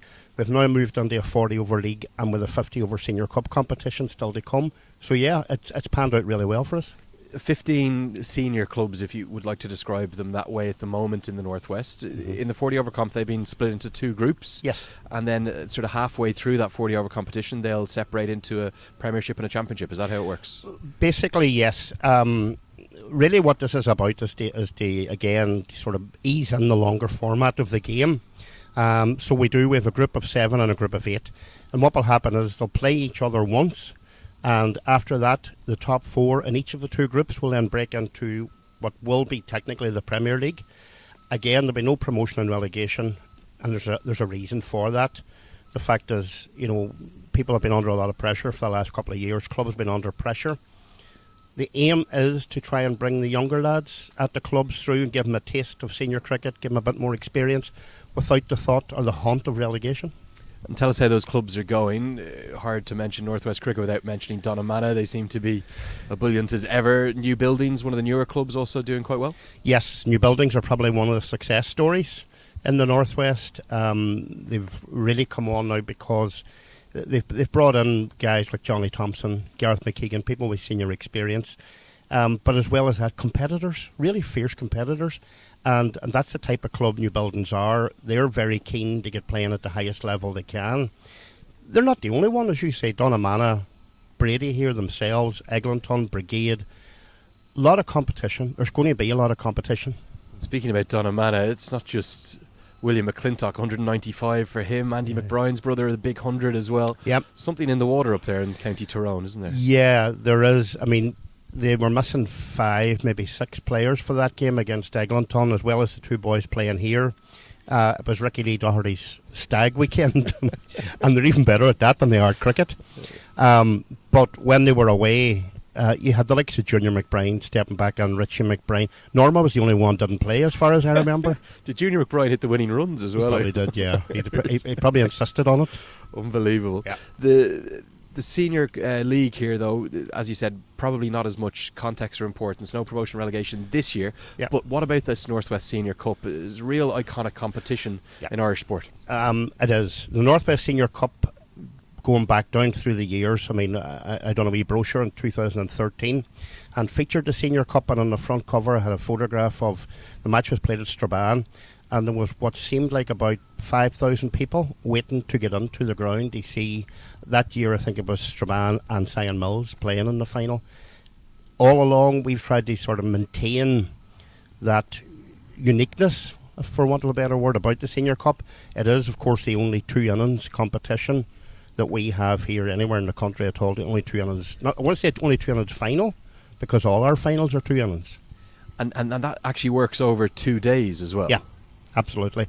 Last year we decided that the way to generate more interest in the T20 competition, because we were heavily restricted last year, was to put the Senior Cup up as a prize. And obviously Donamana turned up, and once Donamana turned up, Brigade turned up, and that was our final. We had a T20 competition the whole way through what was left of the summer, and still ended up by Brigade and Donamana, so it was very much mission accomplished. But it also shows you the value and the importance that clubs put. If you were to ask any captain of the 15 senior teams at the minute, well, certainly the 8 so-called Premiership clubs, I think the Senior Cup would be top of nearly all their agendas.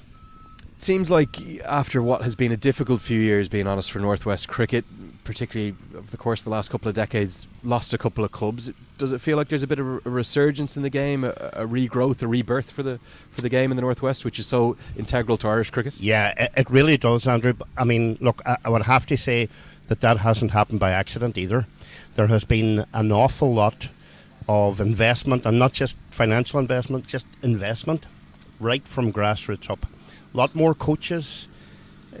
The key to it is that we found that whilst there was plenty of coaching going on and teams going into schools, the process wasn't just right. So the process started at the top. The board changed, brought in people like Peter McCartney, general manager. We brought in coaches. We brought in support staff, Davy Scanlon and Brian Allen, all doing magnificent work on the ground, but all also aware enough to know that clubs then need to be ready to bring these youngsters from schools and from other youth clubs into their setup. And I think that was the secret to getting it right. Now, loads of girls playing cricket, loads of school kids playing cricket. Our women's league has really taken off. There's now a women's league and a development women's league really hitting the ground now. Yeah, we were hearing all about that yesterday, of course, in our Beyond the Boundary chat with Catherine, your Women and Girls Development Officer here in the Northwest Cricket Union, doing a fantastic job. I don't think you could help but be inspired by her and want to take up the sport. Not just at the local level, but also international cricket coming back to the Northwest. You must be really looking forward to the visit of Zimbabwe here to this very ground at Bready. We really are. The Zimbabwe series is massive for us, I have to say. We were looking forward to New Zealand coming last year. Obviously, events took a turn. That's fine. New Zealand will still come. South Africa will still come. We're playing Zimbabwe, which I think is a fantastic series for us. It's the only senior international sport being played in and around Derry this entire summer. And what do you feel, Lawrence, in terms of the COVID restrictions? At the moment, I think it's about 150 are allowed in. Are you hoping for maybe a few more? It's going to be a couple of months down the line, of course. We're planning for 500 at the minute, Andrew. We're planning for 500 spectators each day. As you can see, we have the expanses here to accommodate that. There'll be stands up. We've been doing a lot of work on this already. We have an investment and buy-in from Visit Derry, for example. Derry and Strabane District Council have been very good. The support we're getting is phenomenal, really is. And people want to see it happen. Yeah, and that's going to shine a spotlight on the Northwest internationally, globally, right the way around the world. Those T20 internationals are going to be a big part of Ireland's build-up towards that T20 World Cup, the return to the global stage for Ireland. Exactly. That's a key part of it as well. I talked to Andrew Balburney yesterday, who said it is actually a vital series for them as well. It's a very important series. But in order to, it's all about showcasing for us, Andrew, as well. You look around you here and on the drive up to Derry and, wherever you are, except Strabane. Well, no, that's not necessarily true. But, you look at the surrounding area here, there's so much to offer. It's such a beautiful part of the world. Yeah, we're staying up there in the Fir Trees Hotel. Beautiful spot, Strabane as well. Magnificent hospitality. I think that's the USP, not just here in Ireland, particularly the Northwest. I want to talk a little bit about the Northwest Warriors, but before we get into that, there's a real pedigree and a history of Irish men representing, proud Northwest men representing Ireland on the global stage. Yeah. Boyd Rankin just retired, maybe hasn't got the kudos or the plaudits necessarily that he deserved. So many others who retire at that stage of their career, it drags on for weeks and weeks. He did it in his own way, a quiet way, and can you just speak as to his importance in the green of Ireland? If I can just explain this in layman's terms, Boyd Rankin is just too nice to go out with that big bang. He's just a nice guy. He's a down-to-earth guy. He's no interest in running about and organising events to mark his retirement. He's not interested. He wants to go and work on the farm. But, there might be something to do on the farm. But his involvement in cricket in the Northwest and the people, the young lads that he's attracted and the people that have looked up to him, and looking up a brave way, mind you, but they've looked up to him. And even ourselves, even as the press and journalists, he's just a dream to work with. He really is. And it looks to me like he wants to give back to the game. Yeah. He's already involved here with the Northwest Warriors, I think, working as their bowling coach. Yeah. And do you think he's going to have a lot to give back to the game? Huge. And the thing is, the Northwest went to him. He didn't come to the Northwest. The Northwest went to him. We know what Boyd Rankin is. We know what he brings. And we're not going to let that go. And we've told him that. They must have had a huge impact, this new coaching setup. Gary Wilson coming across from the Belfast region over to the Northwest. William Porterfield in as the assistant coach, but still doing a superb job with the baton in the field. Yep. Andy McBride, a brilliant leader. Boyd Rankin. Everything is coming up roses for the Northwest Warriors at the moment. Well, it is, but this is the front page of what I've been telling you about in the rest of the newspaper. All the other stuff is building up to this. And the Warriors now, you can see, even over the last 6 months, have become something slightly different. I talked to Gary yesterday and we were doing a short interview, and the very first words are, we're playing really good T20 cricket at the minute. That just epitomises the whole thing. Everything is broken down into how to get better at everything. And that brand of cricket that they're playing, it was kind of unleashed to the Irish cricketing world. In fact, the eyeballs of the world watching all over the cricketing world. It's exciting, it's adventurous, it's dynamic. It looks to have zero fear. That's the way it should be. It's T20 cricket, but as well as that, when you get people who are, I'm not saying not interested in cricket, but people who play cricket maybe but are watching on from their sofas or watching on from wherever, and seeing that this brand of cricket is possible at that level, I just think it's given a new dimension even to T20 cricket. You can play T20 cricket and then you can play that kind of T20 cricket. Yeah, we've spoken there about Boyd Rankin's service to Ireland. William Porterfield, of course, from the Northwest. Andy McBride doing a fine job, one of Ireland's most consistent performers. What about the next cabs off the rank? A lot of talk in the commentary box. William McClintock, maybe Graham Kennedy. Could you see those two guys getting capped at Irish senior level in the coming years? I made a prediction 5 years ago about Graham Kennedy, and I'll stand by it. Graham Kennedy, no, he was a fast bowler then. He was swinging it about all over the place. Fast bowler? Well, faster. Medium faster. But he has transformed himself now but he's a genuine all-rounder because he can bat and boy can he field as well. He's prepared to learn. He's got a long way to go, but he's in the right side to do that now. He has the right people around him to do that now. Yeah, I do think him. I also think William McClintock. William maybe fell out of love with the game for a couple of years, has come back in, and you see what he's capable of at T20 cricket. You know, this guy has the potential to play for Ireland for T20, absolutely. He looks a happy man, getting a lot of love. Just before we let you go, I didn't get a chance to ask you. I could talk to you all day, Larry. Sunday the 4th of July, an Ireland Select 11 against a Brigade 11 in memory of the great Roy Torrance. Yeah, should be quite a day. The international team bringing guys who've played over 100 games. It's just going to be such an event. It'll be very poignant. I think the cricket writers they're presenting a clock, I think, before the game starts as well. How can people get involved in that? Can they still get tickets for the game? Yes, well, Brigade Cricket Club are now taking, it's Brigade at 1906 at hotmail.com. So if you want Mark Simpson or Brigade Cricket Club, that's where to go. Final chance to get tickets for next Sunday. You cannot miss that game. 11 internationals for Ireland, all of whom have played more than 100 times, includes our co-commentator Peter Gillespie. That's the great man, Lawrence Moore, one of the great gentlemen of Irish cricket, the Northwest Cricket Union PRO. Brilliant to chat to him here in Beyond the Boundary. Let's get over to the Northwest Warriors chase. They need 121 to win. Let's find out if they can do it with Alan Lewis and Andrew Blair-White. Thank you to Andrew. Thank you to Lawrence Moore. Brilliant chat in the Beyond the Boundary segment.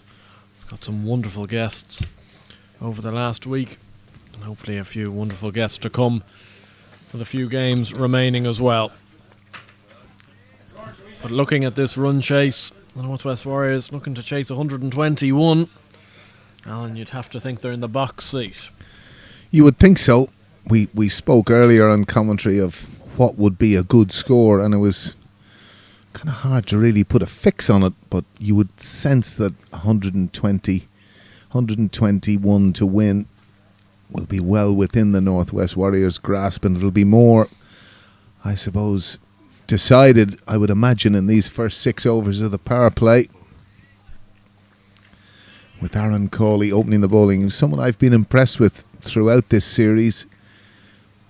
Obviously, he has been a little bit wayward at times, but he's been economical.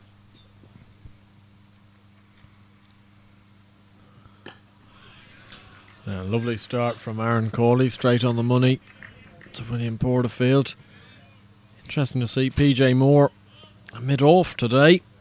Seamus Lynch behind the stumps, the young Terranure man. He's been keeping for Terranure this season, knowing that he's probably the second man in line for the gloves for the Reds. Interesting decision, but...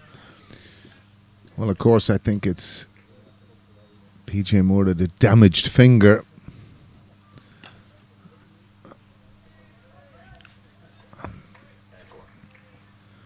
That's forced through the offside expertly by William Porterfield. A little bit short from Aaron Cawley there. And most importantly, he found the gap, Andrew. Yeah, it's an excellent shot from Porterfield. Vintage from him, forcing that one between backward point and cover.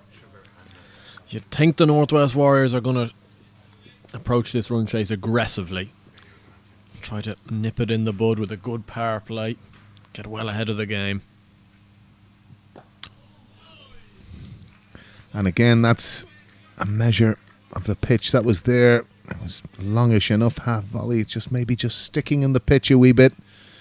We saw that particularly from the slower bowlers earlier on. Graham Kennedy bowling very well, just at the right pace, but very difficult to time the ball, particularly off the front foot, unless you're going at it aggressively. Most of the major batsmen looking to get down the pitch.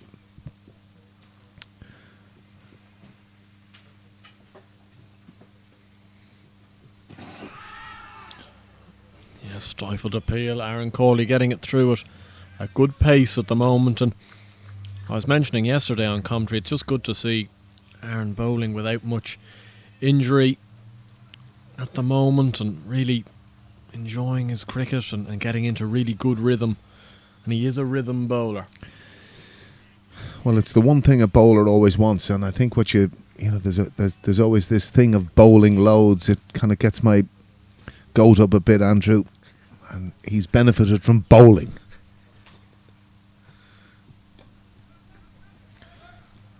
It's another lovely shot though from William Porterfield. Cawley just straying onto the hips.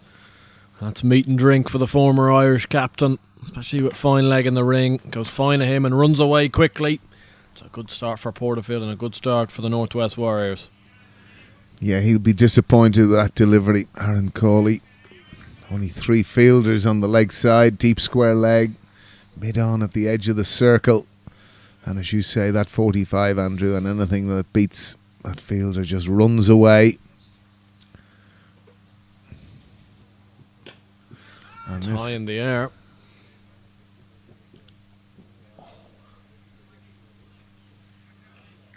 You'd wonder, Andrew, was that a chance? I think you're being a little bit harsh there on Mike Frost. Has made some excellent ground there from deep backward square. Porterfield's put this very high into the air. Vast space out there. It's ended up getting within a couple of yards, but unfortunately for the Munster Reds, it has landed safe. And we're going to see Matt Ford open the bowling from the Mason Road end of the ground. We didn't see him with the ball in hand yesterday. I must say, with the way that Aaron Cawley and Josh Manley have been bowling, I'd have been dubious of not opening with the two of them, really. I thought Josh Manley bowled absolutely superbly with the new ball in his hand yesterday. But they've obviously thought, maybe with the success for Graham Kennedy in the first game, or in the first innings should I say, that Ford is the right option. Well, possibly after that Aaron Cawley's first over also, PJ Moore has had a habit of mixing his bowlers around. Got a lot of compliments and commentary yesterday for his captaincy. PJ Moore now employed a mid-off. There was talk of that finger being a dislocation yesterday, Andrew, so I can understand why he doesn't want the ball thudding into his gloves, but that's going to thud all the way to the boundary. A very loose delivery, that from Matt Ford. It was really a gimme 4, and Stephen Donnelly really didn't even get any of that, but he pierced the gap. Most importantly, it was wide and got everything it deserved, really, Andrew. Yeah, well, we've seen this before from Donnelly, where he started off very, very quickly. Starting again with a boundary. But much better this time from Matt Ford. Sharp work in there from Fionn Hand. You can already see the intent from this Warriors team. They really want to win this game and win it convincingly.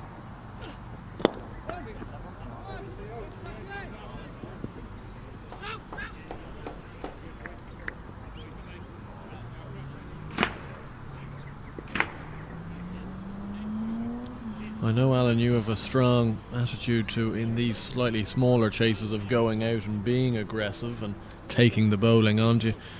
I assume you'd enjoy the way that the Warriors have been approaching their T20 batting this year. Very much so.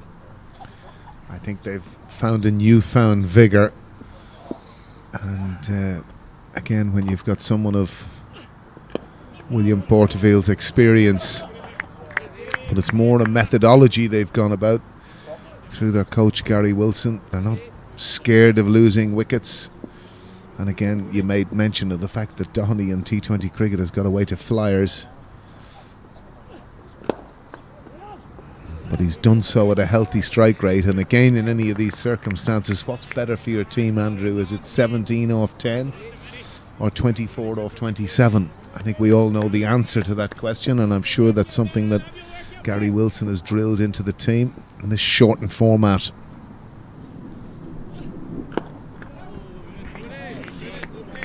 It's good bowling from Ford. Nice little cluster of dots. Some of your favourite, Alan. Northwest Warriors 15 without loss after 2. With that in mind, if you were the Munster coach, would you have been a little bit disappointed with 3 or 4 batters playing that, in essence, the 24 off 27 deliveries innings? Well, we saw it yesterday. Obviously, Jack Carty struggled throughout his innings, but in the context of the chase, and you mentioned it on commentary, it could either be your friend or it isn't, but PJ Moore ensured Munster had a very comfortable victory. One hellish over where he took a particular liking to Barry McCarthy, and the game was effectively won in 1 over. So I would have thought at outset you know, from the point of view of where the game was, it was putting his team under pressure. Certainly colleagues yesterday felt that.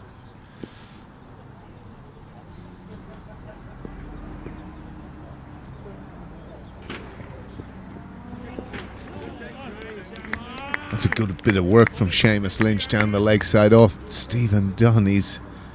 I call it rear end there. You get one on the cheek at the bottom there. It's mighty sore.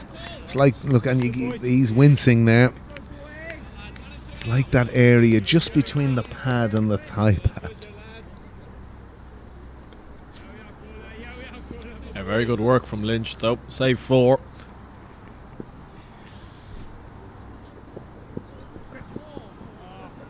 Stephen Downey stepping massively outside the line of off stump, showing Aaron Corley all 3. Corley just missing the leg stump, and Williamson's signal wide. Interesting shot selection this from Downey. Fairly harsh to be called wide, I have to say. I thought it's from a normal standing position. That's just about missed leg stump.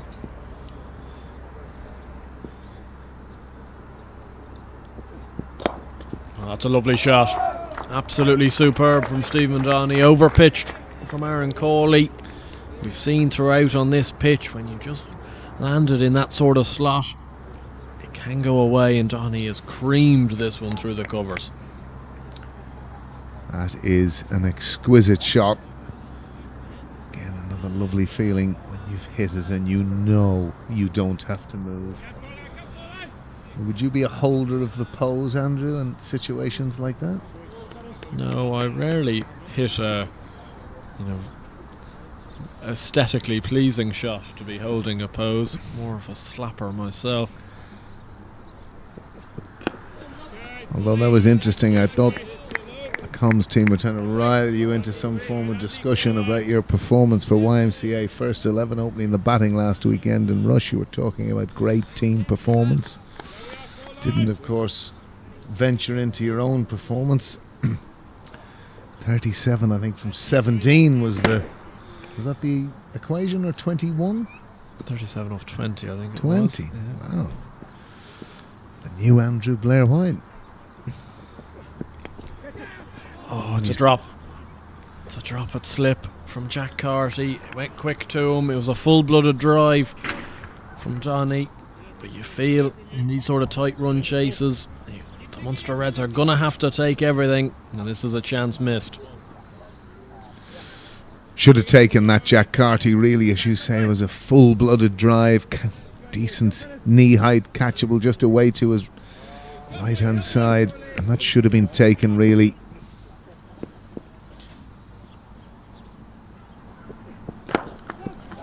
That's a brilliant shot from William Porterfield. How the game can be cruel for bowlers at times. Aaron Corley should have had a wicket with his previous ball. The drop catch allows a single, and Porterfield has now thudded one down the ground for 4. Class shot from William Porterfield. Aaron Corley just hasn't been himself this morning. Over pitching with regularity.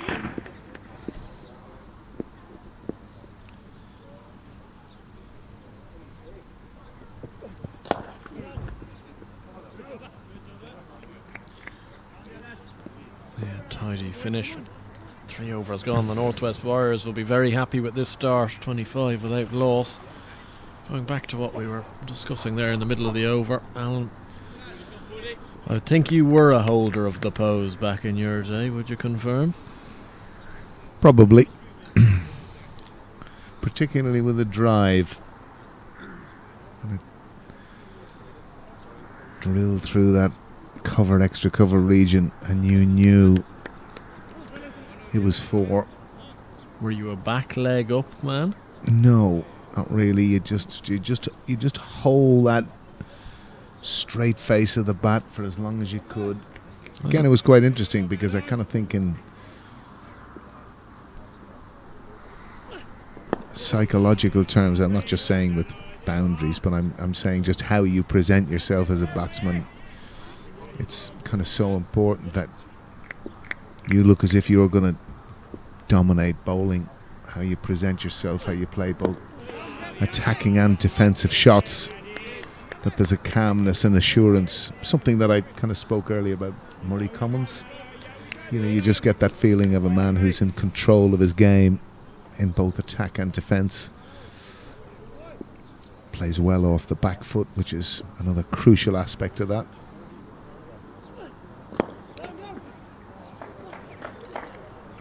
Donny getting that one down to long on for a single. It's been tight stuff from Matt Ford, but the Warriors already in such a commanding position. Wasp tells you all you need to know. 98% chance for the Warriors. It's one of the things that's probably frustrated me a bit with Stephen Downey this season.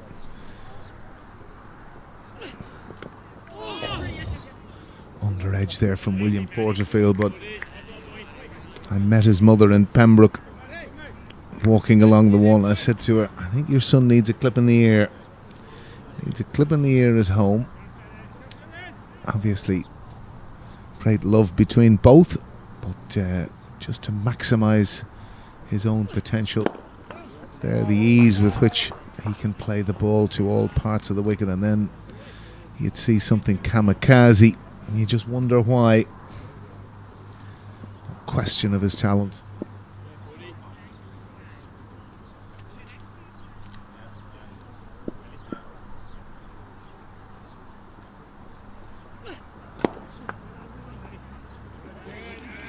Good fielding from Ali Frost to finish that over. Just the 3 singles from it.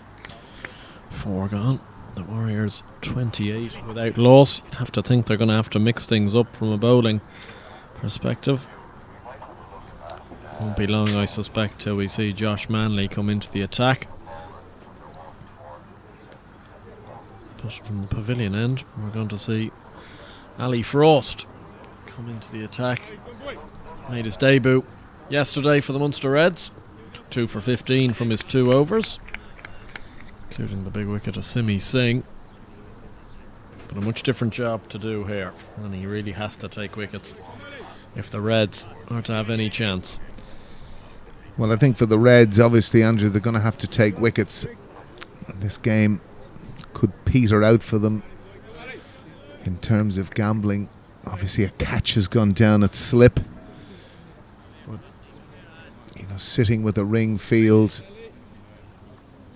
they're going to maybe have to think of maybe some more innovative ways of just creating doubt in the batsman's mind, but not so at the moment.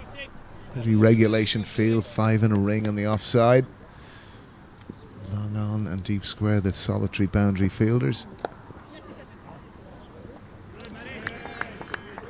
That's good work from Matt Ford. Short third man. Donny thought he may have pierced the gap there. Another lovely shot from the young opening bat. Well, this would be a time, Andrew, from a potentially selfish point of view for him, is to try and see can he bat through the innings here, get himself a score, get his team over the line, obviously, but within it, you know, with the start they've made, very comfortable chase this, really, under 6s.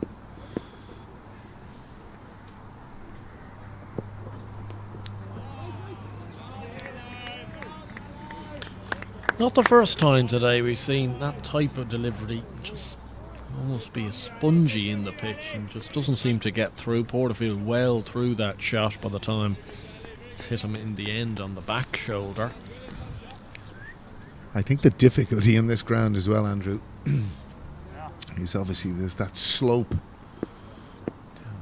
down to the Loughlin of water. Really heavy rain on Thursday. I'm sure you were out there at the toss. There's just areas of softness on the pitch, and batting has, well, apart from William McClintock and Shane Getgate and PJ Moore, there's been a bit of a struggle.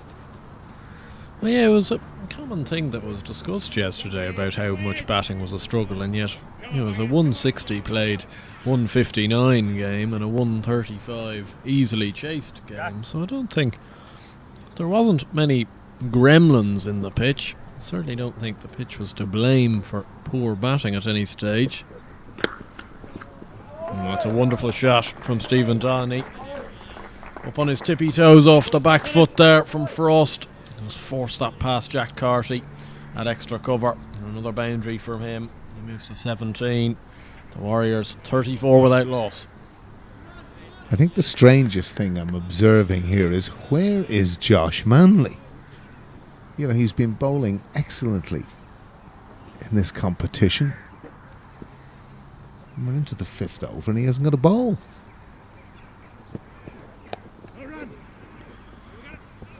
I was questioning why he wasn't opening the bowling instead of maybe Matt Ford. They opted for the spin option. Whether we'll see Josh Manley bowl from the Mason Road end like he did yesterday, potentially so, but you sense the game may have already slipped away by the time he's entering the attack. You know, the premier seam bowler that they've had all year in both formats, and the game 35 without loss could potentially have already been lost by the time he's going to come on. Good fielding from Jack Carty. At extra cover, it was a powerful shot from Porterfield. Straight to the fielder. That ends the 5th over with the Northwest Warriors 35 without loss. Myself and Alan Lewis will hop away for a few overs and we'll hand over to Andrew Leonard and Peter Gillespie.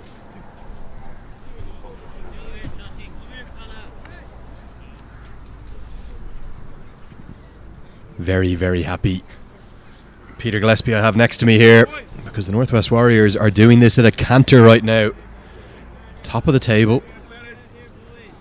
Look like they're going to get home to a comprehensive win here, unless Josh Manley, who's finally coming into the attack, can do something about it.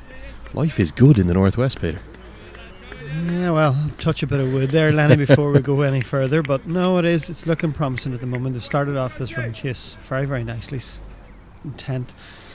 Going at 7 and over, and they only need below 6s now, so it's been a good positive start. Haven't taken too many risks, but they've put away the bad ball when it's come along. Had a bit of luck, but everything seems to be working swimmingly at the moment, thankfully. Josh Manley into the attack from the Mason Road end, as Alan and Andrew were just referencing, a little bit late perhaps. Later than expected, and it's worked the Oracle immediately. Why wasn't he on earlier? Because that catch at backward point, who else would it be? Of course it's Fionn Hand, the Munster talisman, the Munster Reds leading wicket taker. Manley's been so impressive, and he's done it with his very first delivery. He gets Downey caught at backward point. Yeah, it was a strange decision to keep him out of the attack for so long, and he strikes straight away, and this is all Munster can do. They need wickets. They need wickets quickly. They picked up the first one a bit late, but better late than never. Tony seemed to try to go a little bit too square on that and more of a leading edge. And good delivery, and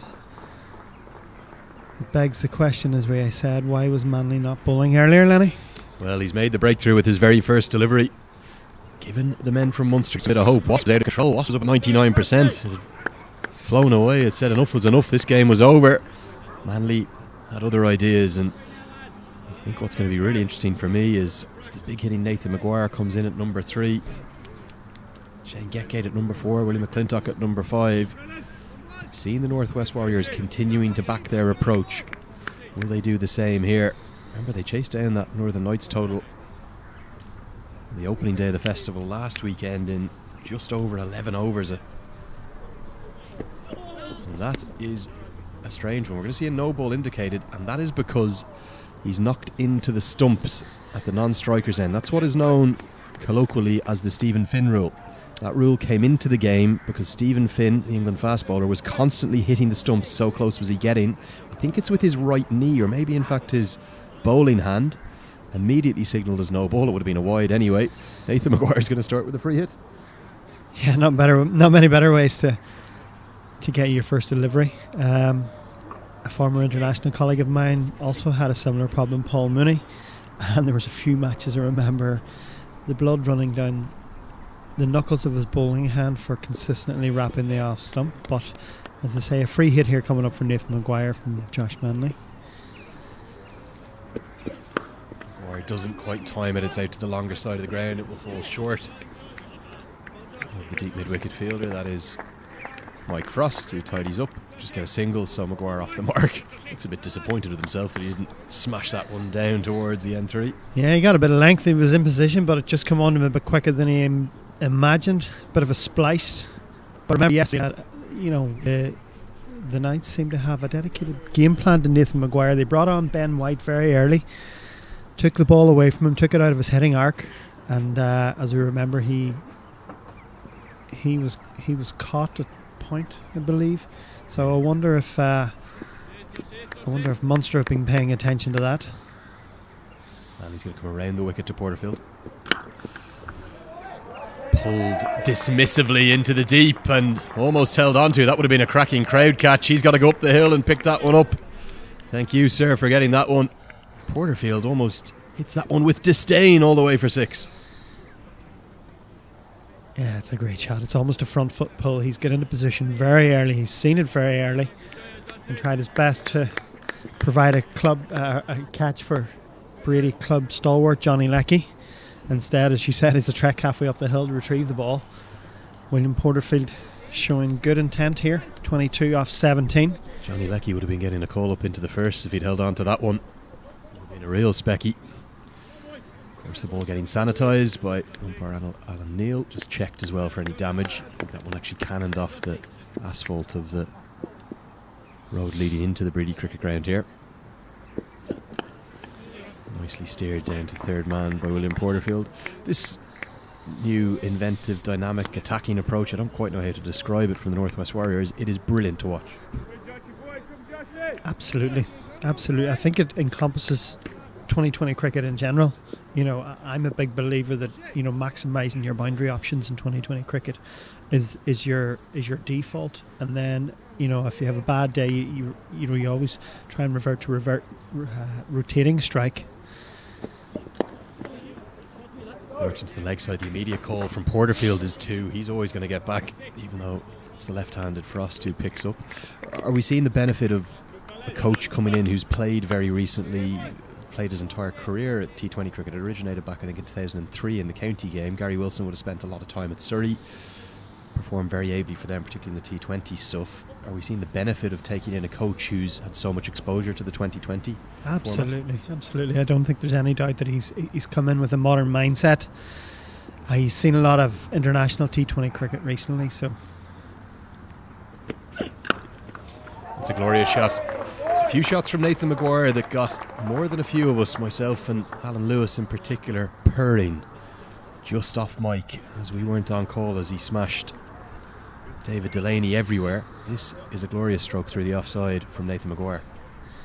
Yeah, I don't know if Josh Manley's been a bit upset with that incident where he knocked the bails off the stumps, but his first ball was a lovely full delivery moving away from Stephen Donny, and he quite rightly picked up a deserved wicket from it. And since he knocked the stumps off, he's just dropped his length a bit short. William Porterfield has punished him with a wonderful shot over mid-wicket for a boundary, and then that lovely cut forward from Nathan Maguire.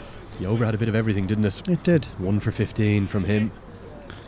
Alistair Frost is going to continue those, so aren't going to see the left arm spin yet, which again, that's probably because we've got the left hand right hand combination. But what you were saying was if the Reds were to learn from the Knights yesterday, perhaps that ball turning away from Nathan Maguire's bat early in his innings is a way to target him. Yeah, and we're out of the power play, and you would think this is the end to do it with, because although they have a left-hander, he's hitting to the large side of the ground. This is the end that Ben White came on yesterday, so just paying a little bit of attention can pay dividends sometimes, Lenny.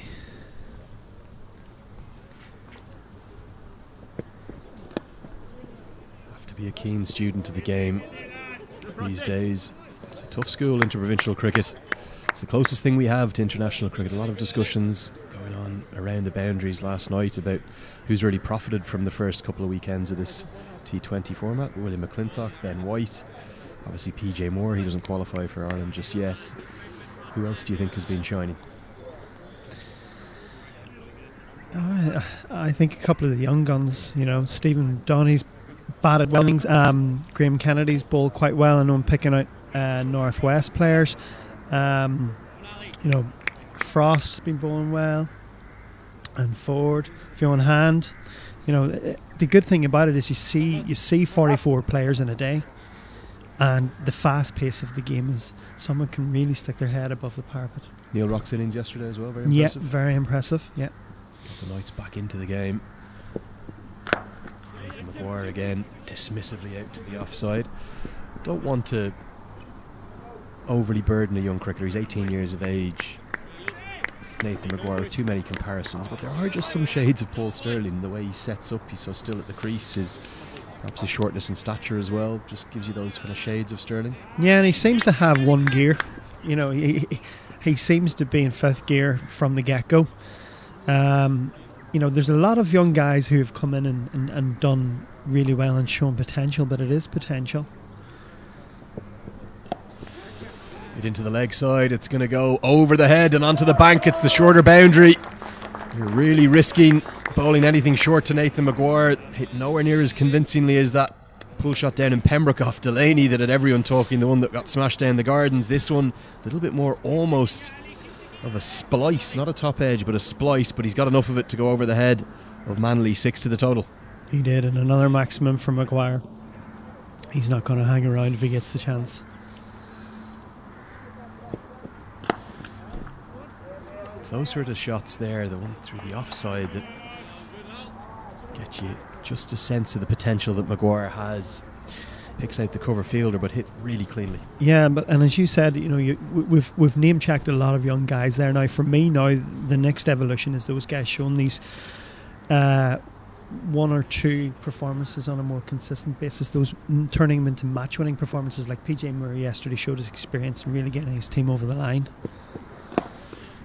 No more experienced player than the one who's on strike. He's doing a fine job. He's wanting to make sure people don't forget his name either, William Porterfield. Absolutely. Been very keen, and he's been very explicit with his intent. He wants to go to the T20 World Cup. He hasn't played T20 international cricket for Ireland in an awfully long time. He was discarded with that new generation that came through in, I think, about 2018. But he's saying, I'm still hitting them as well as anyone at the top of the order, offering a left-hand foil. Yeah, and this is his avenue to show Graham Ford that he still has value. He has experience, he has it in bag full, but he has value outside of that to the team.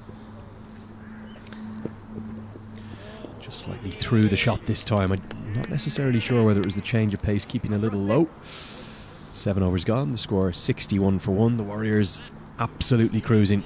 9 wickets in hand, required run rate under 5 and over. We will see the left arm spin of Mike Frost for the first time today. Peter, you excited to hear the news about the T20 World Cup most likely going to be moved to the UAE and Oman, and it looks like Ireland could end up going to Muscat to take on Oman, Sri Lanka and Papua New Guinea. Have to try and get through that group. 2 spots this time, not 1 like it was in 2016. That's a fantastic opportunity. I had a conversation yesterday with you about Oman. You waxed lyrical about it, and rightly so. I believe it's a fantastic place, good facilities, and a big opportunity for Ireland. And then this is the opportunity now for those guys to showcase what they can do, put their hands up to Graham Fordens and Andrew White and say, I can do a job. Yeah, one of the things about that ground, the Oman Cricket Academy, it's about 25-30 minutes outside of Muscat in Oman. It just rises up from the desert, but the quality of facility that they have there, to call it world class would be an understatement. 2 ovals, 20 practice wickets, not on the ovals, separate grass nets, 6 indoor lanes, a pavilion, beautiful 2-story pavilion with a overlooking. But it's a real step up for them. They've never held an ICC event of that stature before, and a big signal of intent from the ICC to help globalise the game, obviously with the pandemic raging in India. To me it seems like what would be a very sensible decision. Yeah. Anywhere where they can keep players and support staff secure in a bubble. Comes off the outside edge, good diving stop. Obviously the issues of the pandemic are well documented all around the world, and every country has suffered, so if you can get somewhere where you can keep everything enclosed with fantastic facilities, I think it's a no-brainer, Lenny. That's a diving stop by PJ Moore, not with the gloves on behind the stumps today. Seamus Lynch has the gloves on. I think PJ Moore might have just tweaked a little finger a bit. Makes his innings all the more remarkable yesterday. In fact, he was able to get 93 with a finger that he might have hurt whilst he was keeping. So just deciding to be in the outfield today, ringing the changes as the standing captain. Of course, no Tyrone Kane. And he's saying to the fielder out at Cow Corner, he wants him about 10 yards off. So they're going to try and encourage Maguire to hit into the leg side. Hold him! That is a beauty. It's angled in, and the first signs of real turn has castled Nathan Maguire, who's shone brightly but very shortly again. This is a beautiful piece of left arm spin, the classic left arm spinner's dismissal, Peter Gillespie. Yeah, that really hurried on there. No foot movement whatsoever. He decided to hang back to the ball. We probably think he should have went forward to, and it's just skidded on and clipped his leg stump, and Nathan Maguire departs. I think a lot of teams possibly seeing that he prefers the pace coming onto the bat and taking it off. It's twice in 2 days he's perished to the ball turning away from him. I just wonder, did it actually just skid on with the arm and cannon into the pad and then ricochet onto the stumps? My initial instinct was there was a bit of turn there. No real turning off, a real dart from Frost. Nicely bowled though, and like you said, twice in 2 days Maguire has fallen to a spinner who's taking the ball away from him, the right-hander. 16 off 9, strike rate of 177. Some might argue these days that's job done. Yeah, and you don't want to say the BP word and put the mockers on anyone, but the Northwest potentially eyeing up another bonus point. You never know how vital these points can be. But Nathan was certainly intent and showed his intent when he came to the wicket that he was going to be positive as he. Yeah, Peter, they'll need to chase that total down inside 16 overs to pick up that bonus point. I believe it's basically a 20% better win that picks you up the additional point. We'll have a look at the points table at the end of this over. Shane Getgate to the crease, another power hitter in at number 4. Another man who hits the ball very hard. Good over though from Frost, just 2 runs coming from it on the big wicket. The wicket of Nathan Maguire. Getgate will keep the strike. 8 overs gone. It's 63 for 2. This points table is a great look for the home fans. Warriors on top, and who would have thought that this game would have been a top of the table clash, Peter? Yeah, I spoke about it earlier with Alan Lewis. In years gone by, it would have been surprising, but I think, as I said earlier, it's credit to Cricket Ireland for trying to spread the talent pool around all teams. It's the only way this has probably been possible. Such was the dominance of the Leinster Lightning, who have a bit of soul searching to do. But Northwest sitting on top and looking favourites for another victory today. Going to see Josh Manley back into the attack with a change of ends, and I actually can't get internet connection right now, but I suspect my Twitter machine is going off the charts with angry tweets from the Fiona Hand Appreciation Society. Why have we not seen Fiona Hand bowl? Yeah, exactly. There's been a few strange decisions here so far. From PJ, who marshalled the team very, very well yesterday, in both innings. Leave your premier strike bowler back. He gets a wicket first ball, then he struggles a bit after a knock in the hand. But Fiona Hand not into the attack yet. It seems everything Hand touches turns to gold this season in the IP20 in particular, as well as that sparkling innings down in the Mardike in the IP50. We're not going to see him yet.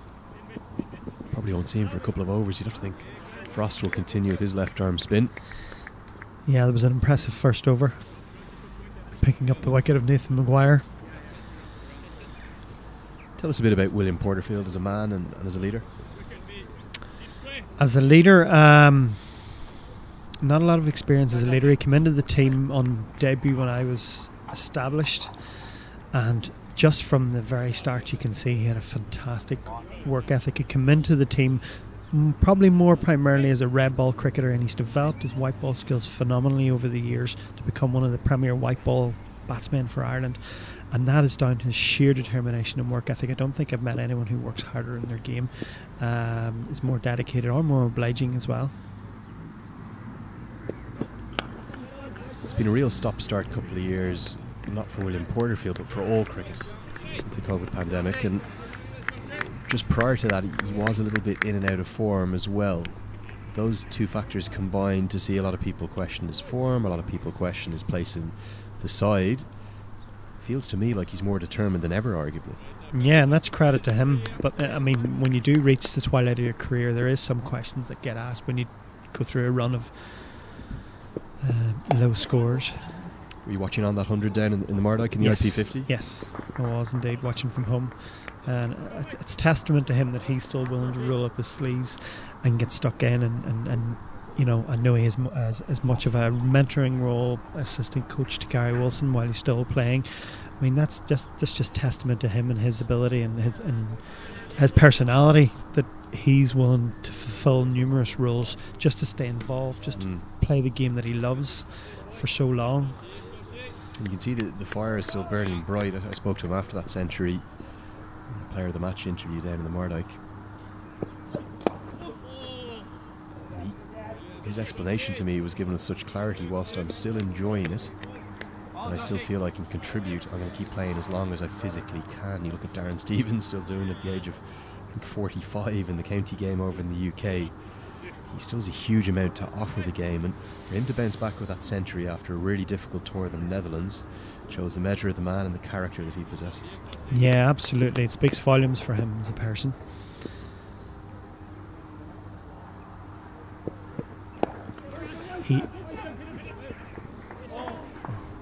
Change of pace from Manley.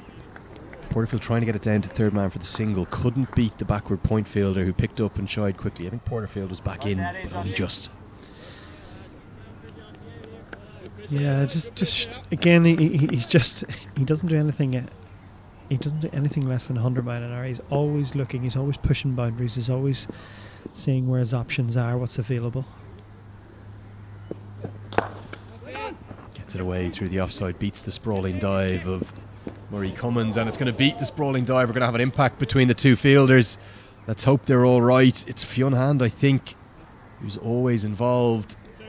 I think he's just collided with his teammate. They were both trying to cut off the boundary. Now, luckily, the medical staff are right there to attend. I just wonder, is the spikes of his teammate, that's Matt Ford, cannons into the photographer as well. And they made impact with Fionn Hand, but good to see he's getting medical attention immediately. A little reminiscent of that horrendous incident for the Australian players. I think it was Steve Waugh that cannoned into, was it Jason Gillespie's leg, that dropped catch. But Fionn Hand is in the best possible care, and no doubt hopefully he's going to be alright. It's Matt Ford, his legs that have done the damage, isn't it? Yeah, I think he's collided with his head there as he's tried to jump over as Fionn Hand's made the dive. Unfortunately, at the speed that both players are moving, it's just impossible for him to get out of the way as quickly as he liked. Does look in a bit of bother as well. Be very unlike Fionn Hand. He's a big, tough man, big, strong man, and you can see Ford is just feeling the after effects. I wonder, was it Ford's knee that collided maybe into certainly the upper region of Fionn Hand? I think we'll just take the camera away from that for a moment. We'll keep you updated. Let's take a look at the players who are just waiting on. He is getting good medical care and attention. Let's take a look at the batting card. Porterfield moves to 31 with that good offside boundary. We've got good news to report to you. Fionn Hand is just coming up onto his haunches as well. I think the medics are indicating to the sideline we might have a subfielder come on. I'm not sure Hand's going to be able to immediately continue. Here's the run charts of the Manhattan. You can see the Northwest Warriors in green there. Lots of big buildings. And is sitting up now and being given care and attention by both the physio and the two ambulance staff who are on call for all of these Cricket Ireland interprovincial matches, the IP20. About halfway through the season, run rates, the Warriors really in control, and if we look at the table you can see that the Warriors in control not just today of this chase of the Munster Reds, slightly paltry total of 120, but they're in charge of the tournament really, Peter, aren't they? Yeah, so it's been a case of so far so good. I think on balance they have played the most consistent cricket. And good news to report, Fionn Hand is up. He wants a drink of water. I think he's actually probably going through a concussion protocol test here as well. They're the questions he's getting asked there by the Cricket Ireland physio, and the reason for that, it was definite contact probably to the head of Fionn Hand. Yeah, I think you can see that. He went to ground, he made the dive to try and stop the boundary, and there was definitely a head collision with the knee or the shin or the leg of Ford. It's a good sight to see him up on his feet though. Would you think perhaps common sense is going to come into play here as we see Ted Williamson walking across the outfield, just going to check on his player? Surely, I don't want to say this game is over, but with just 50 to win, Hand hasn't even bowled yet. Would you just like to maybe see him given a rest now, bring the 12th man on, and maybe come back tomorrow? Yeah, I think that's a sensible call. At least get him off for a couple of overs. Get time to give a proper assessment without having to worry about. I think he still looks in a little bit of pain as well. Yeah, he's looking pretty aggrieved there. You can see Ted Williamson there, the Munster Reds head coach, and of course the sad thing for Fionn, his mother, you can see her in the background there. I think she's having a chat to Barry Chambers, Brenda Hand, who works for Cricket Ireland, fine administrator of the game. She'll be hugely concerned. I'd say she's doing everything in her willpower not to go over, but she knows that Fionn Hand, her son, is getting very good care. Yeah, Ted there just checking. I think, hope Lenny, as you say, common sense prevails, and it looks like it will. It looks like we're going to get the game underway with the subfielder. There's no point in taking a risk at this stage, especially with a head injury. You know, even a quick 20 minutes, 30, half an hour, just to check, just to give the player some time. He's holding the back of his head. He obviously feels it's been a substantial impact, but thankfully, to all concerned, he is up. He is walking. We see it across all sports nowadays, not just cricket. A lot of talk in football and rugby as well. Player care and safety is the absolute foremost, and you can even just see with his grimace and his reaction there, he shouldn't continue. No, he's had have an assessment this evening. Yeah, he's had a substantial impact there, and we can see that as he comes up for past our commentary position. And I think common sense has prevailed here. Have a look, give him a bit of time to regrip. No better hands to be in than that of Ted Williamson, the ex-Ireland international. Player care, the Munster Reds head coach. So we're going to wish Fionn Hand all the best and wish him well in his recovery. We're sure we'll see him back, maybe not today, but hopefully tomorrow. Nasty blow. He's going to be replaced by Mitchell Thompson, the Munster Reds 12th man, who'll come on field. It'd be interesting to see, actually. I think the new laws allow for him to be replaced formally. We'll see if we can get that checked. At the moment, I suspect Mitchell Thompson just on as a 12th man and a subfielder, but in theory, Mitchell Thompson could come on and bowl in replacement as a concussion sub. Yeah, you would hope that that's the case, and a lot of sports are adopting that policy now. Lenny, soccer, rugby, if someone comes on due to concussion, they're allowed to take part in the game straight away, whereas traditionally they would have been on with the only role they're allowed to provide would have been as a fielder, and you know that brings other avenues into it. If your keeper gets injured, for example, you know, it's such a skilled place. They're losing one of their quality bowlers there. So, well, I think most famously, of course, Steve Smith, who was massively concussed by that Jofra Archer bouncer at Lords, and I think it was the first test of the Ashes, possibly the second.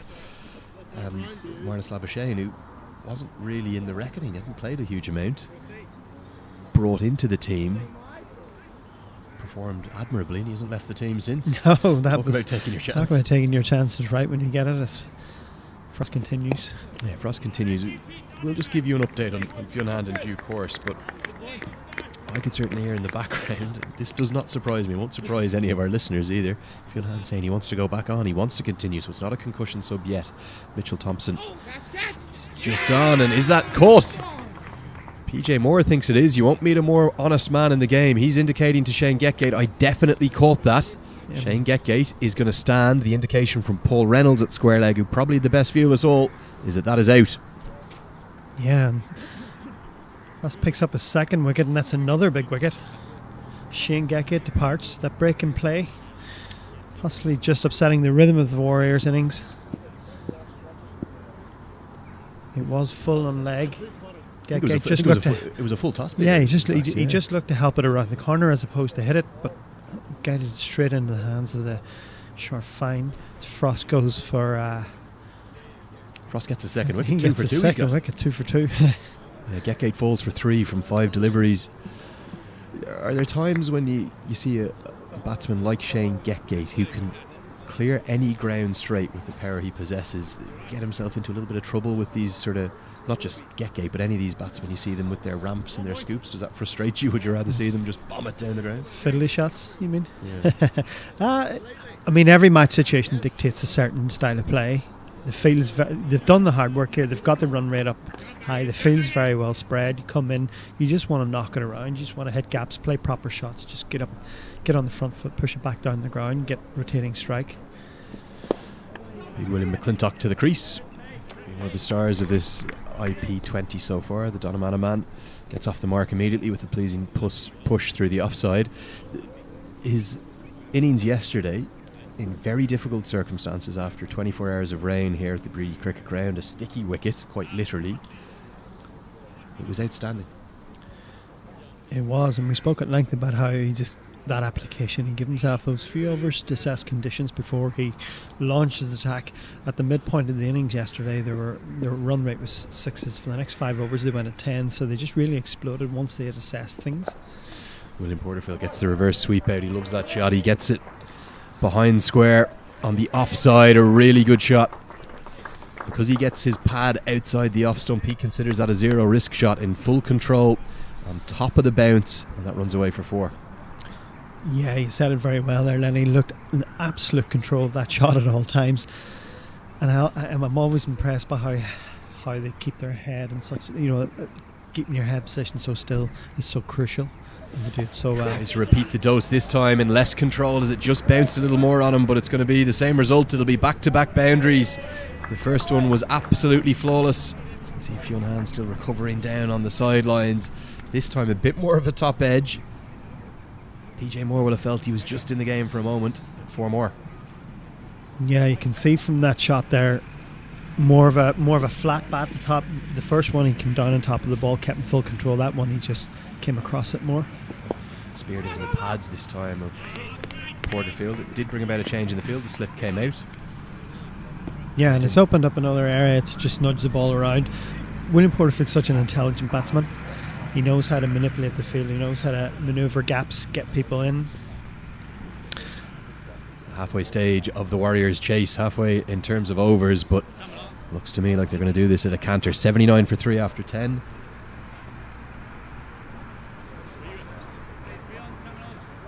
I will bid you farewell. I'll leave you with Alan Lewis, who will be joined.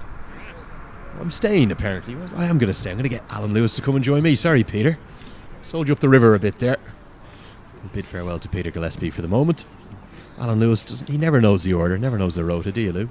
Always knew where I was in the batting order, Lenny. Where was the that? most important Number 3 thing that always, counts. wasn't it? Well, 3, yes, 3 largely. Opened laterally in my international career. We were only just talking about that previously. Enjoyed it. Nasty incident for Fionn Han there. Good to see him up. It looks like he's going to be okay. Opened well. I dare say he might have just caught Matt Ford's knee, both of them. It's one of those ones, the ones as well, and the catch goes deep into the outfield, 2 people coming towards it, and you go, no. There's been some horrible collisions in international cricket. I was trying to remember the really famous one. It was Steve Waugh into the leg of Jason Gillespie, wasn't it? The 2 of them ended up in hospital that match in India. It was a high ball to the deep Manly back. Into the attack, really good work at first slip from Murray Cummins. And PJ Moore's rotation of his bowlers today has certainly been different to yesterday. What's been behind the different approach? I wish I knew, Andrew. One thing that surprised me was Josh Manley wasn't introduced as early as he should have been. He's been kind of the standout bowler. Aaron Cawley really wasn't himself today, bowled too full. But Manley has been challenging. Beats McClintock, no real foot movement, big swing and a miss outside the off stump. Yeah, Manley's been impressive, hasn't he? I know he obviously bowled that no ball. I think his right hand cannoned into the stumps, knocking off the bails. But outside of that, he's been a real leader of this attack for the Reds. Very much so. And we've got to remember it's an attack without Curtis Camphor, Tyrone Kane, Gareth Delaney. Down the leg side this time, that'll be signalled wide surely by Paul Reynolds. He has to think about it, but it is. Paul Reynolds standing today with Alan Neil, 2 of our elite panel of international umpires, and an exciting summer for them ahead. You think about the 2 men here today alongside Mark Hawthorne and Rowley Black.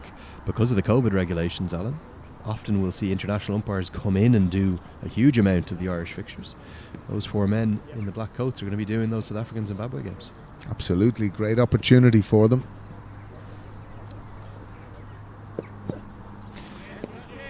shorter ball from Manley. And they've acquitted themselves very well. I was there for Paul Reynolds' debut, I think with you, Andrew. Afghanistan tested early on and got everything right.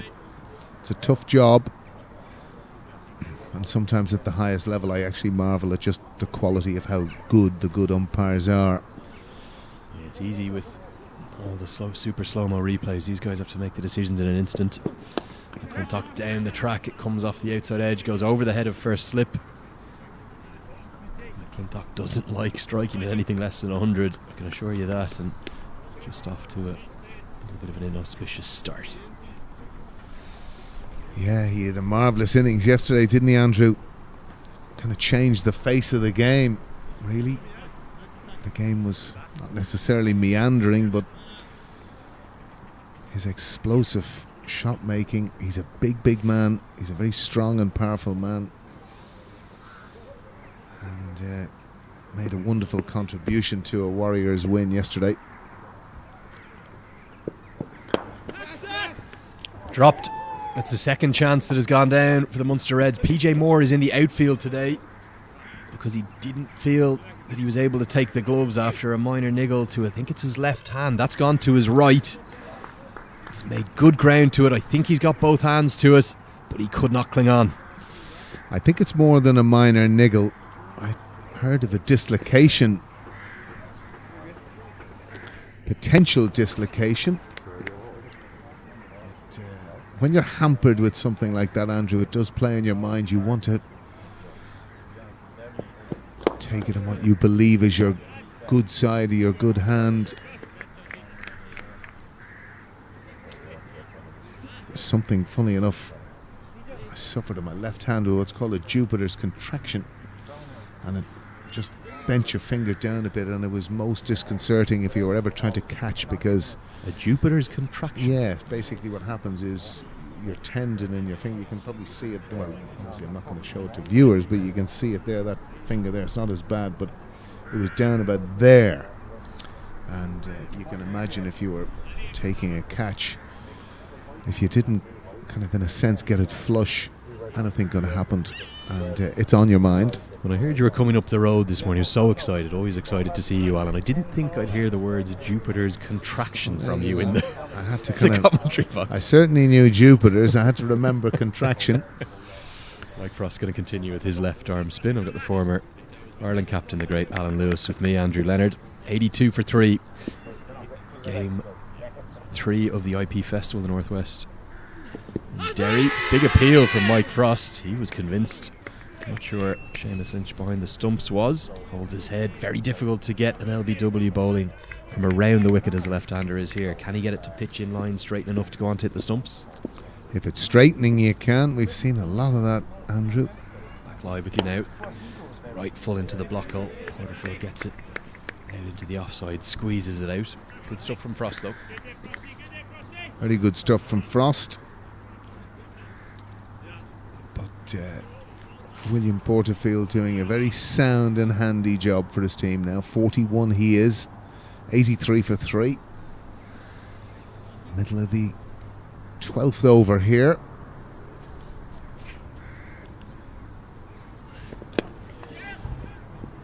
Good stuff from William McClintock. He knows he doesn't have to get out those long levers, the power hitting that we so often see from him. He's happy to just get it into the offside, bring Porterfield back on to strike. He looks a very happy man at the moment, William McClintock, enjoying his cricket. In fact, the whole Northwest Warriors camp looks a happy camp. Edged away, that's going to run away for 4. What have the Warriors done? How have they turned it around so quickly? Well, I think they've just seemed to have a good team spirit going. Obviously, it's aided and abetted by William playing, and obviously his great friend and teammate for so many years, Gary Wilson, as coach. But I think they've handled things extremely well. The other side of things is they've got key players back. They're trying out new talent. Beth, Jared Wilson last week, Kyle McGee, who we saw. Hit into the offside. It could well be back-to-back boundaries. It was a little aerial just for a moment. So nearly going to run away for 4. I think everyone in the waiting crowd, the home crowd here, thought it was going to be 4, but Porterfield will get through for 3. moves to the cusp of another T20 50. And he's playing well at the moment. His game certainly seems to have come back. William went through a difficult period there. I know he was talking to you something about position of his right hand, and look at that. Is massive. Just to pick up, to be able to hit a 6 to the longest part of the ground into the wind without looking like you're even trying to tap it, gives you just a sense of the excitement that William McClintock can provide. He's hit it with the angle, the ball just angling into the pads. It's just a pick up. That soars all the way for 6. And again, it's a shot that if you can play it effectively as William McClintock does, it is so profitable. Again, that just speared in a little bit. It's on around leg stump, and he got in a great hitting position. Swung at it incredibly hard. And as you say, to the longest part of the ground into the breeze, and it comfortably sailed over the ropes for 6. We're going to see Fionn Hand come back onto the pitch. Speaks volumes about the young man and his commitment to his cricket. I'm not necessarily sure that it's utterly necessary. The game is really gone right now, Alan. It's 24 to win off 48. He wasn't given his chance with the ball early, but he's going to come back onto the pitch and he's going to bowl immediately, Fionn Hand. Brave stuff from the young man, and we hope he's 100% and fully fit. I'm sure they've been passed by the Cricket Ireland physio on site here. No doubt about that. Obviously he got immediate medical attention. We all saw that because the incident happened right in front of the medics. And obviously within his own changing room, the necessary medical attention is there, so they deemed him fit to continue. Would it possibly have been wiser just to allow him to have the rest and come back tomorrow afternoon for their final match? They'll play the Northern Knights tomorrow afternoon. Very hard to keep a player off the field, Lenny. Going to come around the wicket to William Porterfield. Starts with a slower ball. Suffering no ill effects, Fionn Hand. He's going to give what he always gives, which is 100%. Only knows one way, Fionn Hand. You're obviously spending a lot of time on that Twitter feed. Andrew Leonard, the master of Twitter. I'm just annoyed I can't get a 4G connection. I want to see what they're saying. They must have been distraught. We can assure you guys listening on, he's well and good, and he's bowling in full flow here. Good, Java.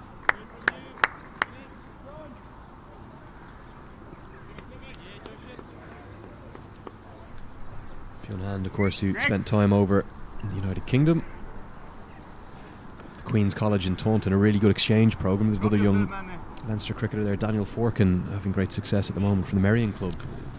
Programmes like that really important to Irish cricket. And again, I saw a lovely photo, young Birch from Balbriggan in the careful hands of Alistair Cook yesterday, Bedford School, where he's got a lovely photograph from Breen O'Rourke with the young lad with Alistair Cook yesterday. Marvellous experience for these boys. Yeah, I think young Owen Birch, the winner of that Find a Fast Bowler award from the Balbriggan Club. Hit through the offside by William McClintock, and it's going to beat the dive. Two Williams at the crease together. McClintock so good through the offside. Saw the slog sweep for 6 a moment ago. Not a great piece of fielding from Aaron Cawley, but it's hit hard enough to get away for 4. Certainly is longish enough half volley, and McClintock has welted that. And I would have to say, wouldn't have been the greatest piece of fielding I've seen in a million years. Lenny, Aaron Cawley has been struggling out in that boundary. I've been surprised PJ Moore hasn't maybe brought him into the inner ring. Hit into the leg side just over the head of Mike Frost. No timing. I think McClintock picked the slower ball but couldn't quite adjust enough to clear the rope, which is clearly what he loves doing. Strike rate immediately up to 150. This new Northwest approach continues. If they can chase these 17 runs down in the next 3 overs or so, they'll pick up the bonus point win. 5 more to the total. It'll extend their lead at the top of the table, Alan. And their net run rate. We've also got to think about that, Andrew. And again, they're on the back of 2 very close victories in really, really close games, and that's what, in a sense, you talk about this freshness in their approach, but they've developed a little winning formula, and when you have it, it's a very useful thing to have. There's a habit in winning, Well, you and I said coming away from the Murdoch, we felt the Warriors might be favourites coming into this T20 format. We looked at the squads, we analysed them, who would be most suited to the shortest format. Despite the Lightning winning 6 of the 8 editions of this T20 competition, if the Warriors, not dark horses anymore, rising to their title of tournament favourites at the top of the table.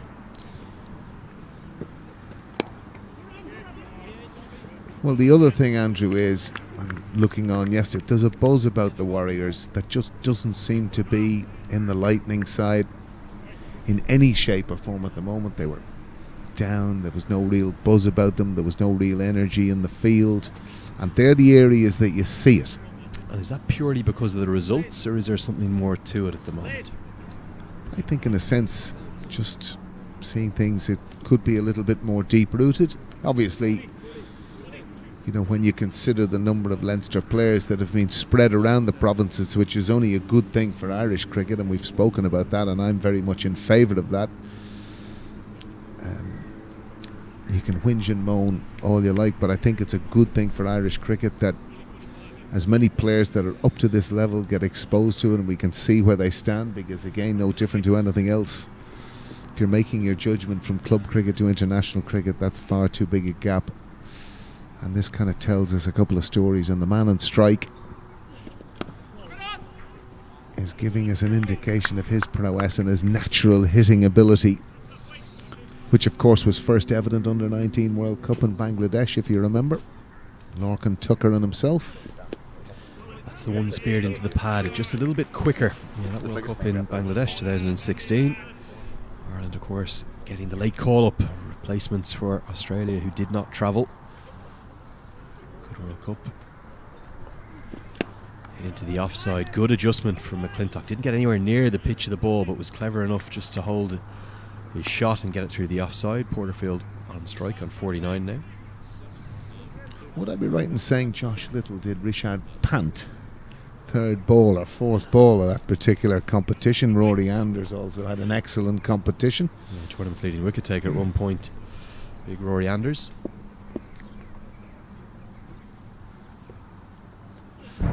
There it is, 50 for William Porterfield, coming from 40 deliveries.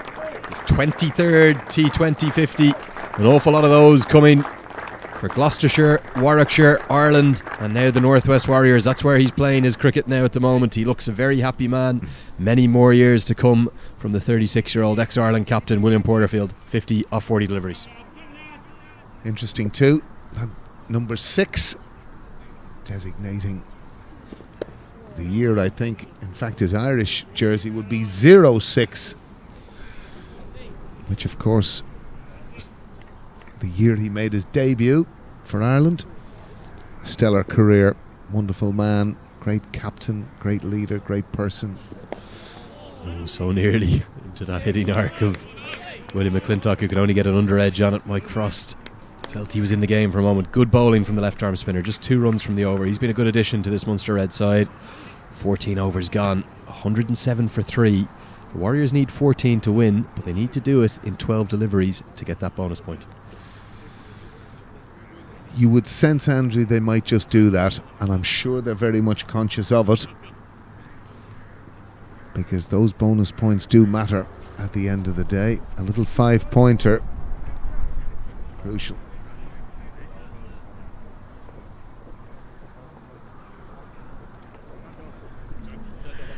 Yeah, going to be Fionn Hand who will try and restrict the Warriors from achieving that bonus point. It's not like rugby where you can pick up a losing bonus point, just the winning bonus point. So that narrow defeat yesterday for the Knights, they got 0 points from. Hit down the ground. I think William Porterfield knows about it. He knows it's 14 to win off 12 really. It's now 8 to win off 11 in terms of picking up that 5th additional bonus point. A full flourish of the bat down the ground for 6. Murray Cummins just asking us off air. We'll tell you on air, Murray. 8 off 11 they need. I think they'll do that, Murray. Just quietly.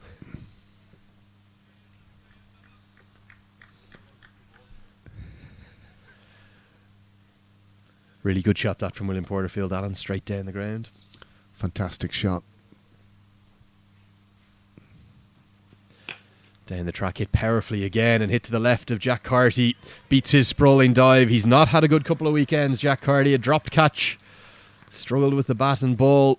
Beats his sprawling dive. Porterfield gets the home crowd really going. They love him batting. Great batting here. Fantastic batting. He's just flat batted that hard. I think he's being a little bit harsh on Jack Carty there. He made a great effort. Going to be down towards Carty again. He'll cut this one off. Could have been another Fionn Hands special there for you. Well, he had a chance yesterday. It was hit even harder back at him, and he's gone one hand, the right hand. He did get a hand to it. Disappointed he couldn't cling on. He was telling me after the game he wanted to send another one viral around the world. Up on ESPN Crick Info. Over 50,000 views that clip had, would you believe? Wow. 3 to win. Is McClintock going to do it in one blow towards a shorter boundary? He's not going to do it towards a shorter boundary. He'll do it over the offside. It's going to be 4. 1 bounce. A sparkling cameo from William McClintock again. His stock continues to rise. William Porterfield, 61 not out from 43 deliveries.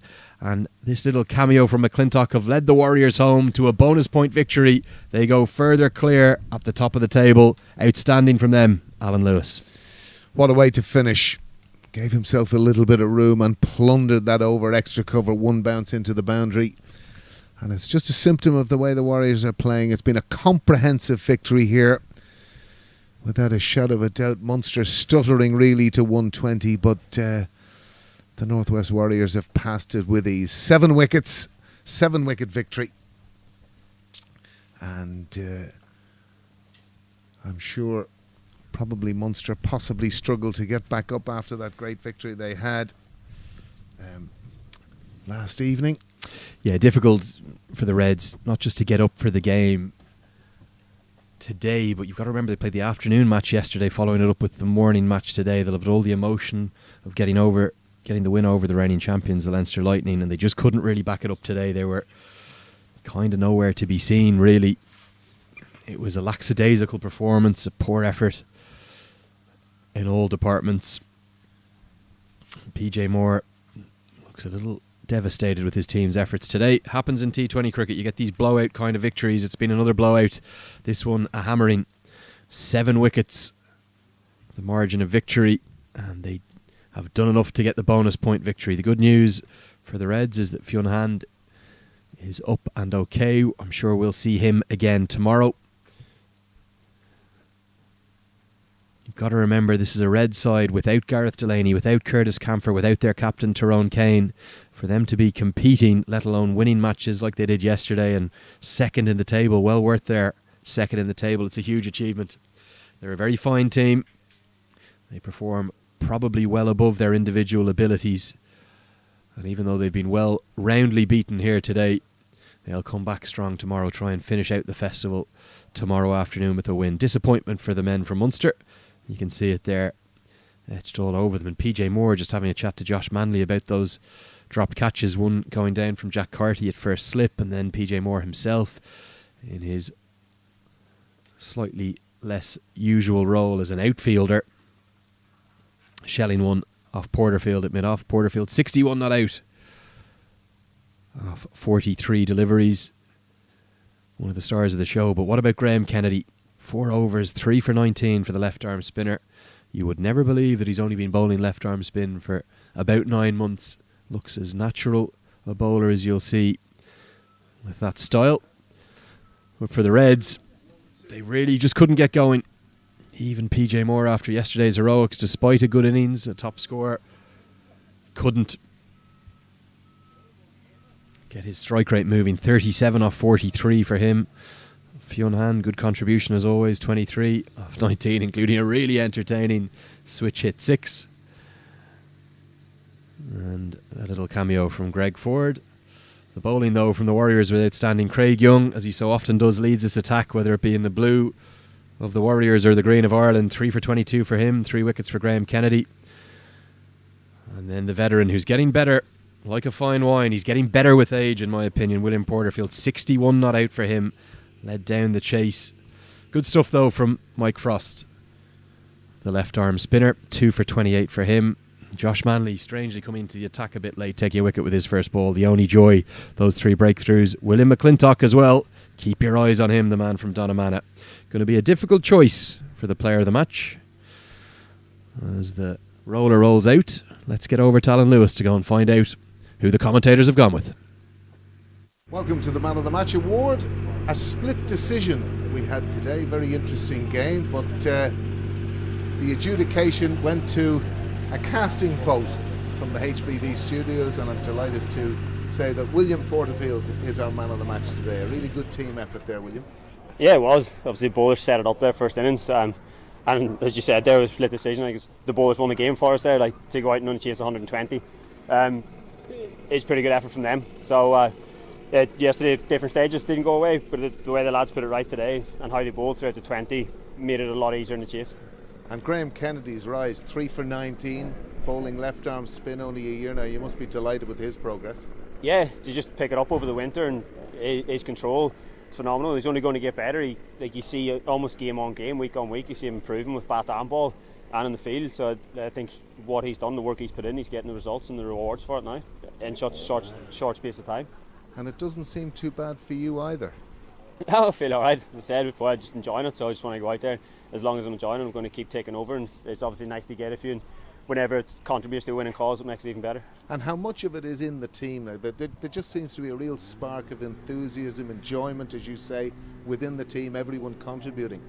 Yeah, I think we've been building up to a few good performances. I think we had a fairly decent 50 over campaign, and it's one thing talking about how you want to play, it's another thing going out there and doing it. And probably the most pleasing thing was actually the game we lost last weekend. Whenever we went out, we were 10 for 3, but how we kept going about it to get up to what was a score, something to bowl at was just under 150. So that's probably the most pleasing thing over the few days. But when we've had a couple of opportunities, we've been quite clinical, and that's what you need to be in this format. Tight one yesterday and a good win today, and we know things change pretty quickly in it, but yeah, we're feeling a good place. And you must be pleased with your own game right now. Yeah, I'm comfortable with the way it's going. Made it a little bit easier knowing we're chasing there today, but yeah, I'm happy with how I'm striking it and how things are going, so hopefully it just continues. And good luck for tomorrow. You're top of the table, you're flying high. Well done, William Porterfield. Thanks, and that's our man of the match, William Porterfield today. A fantastic victory for the Northwest Warriors by 7 wickets, chasing down Munster's 120 with ease, and win by 7 wickets.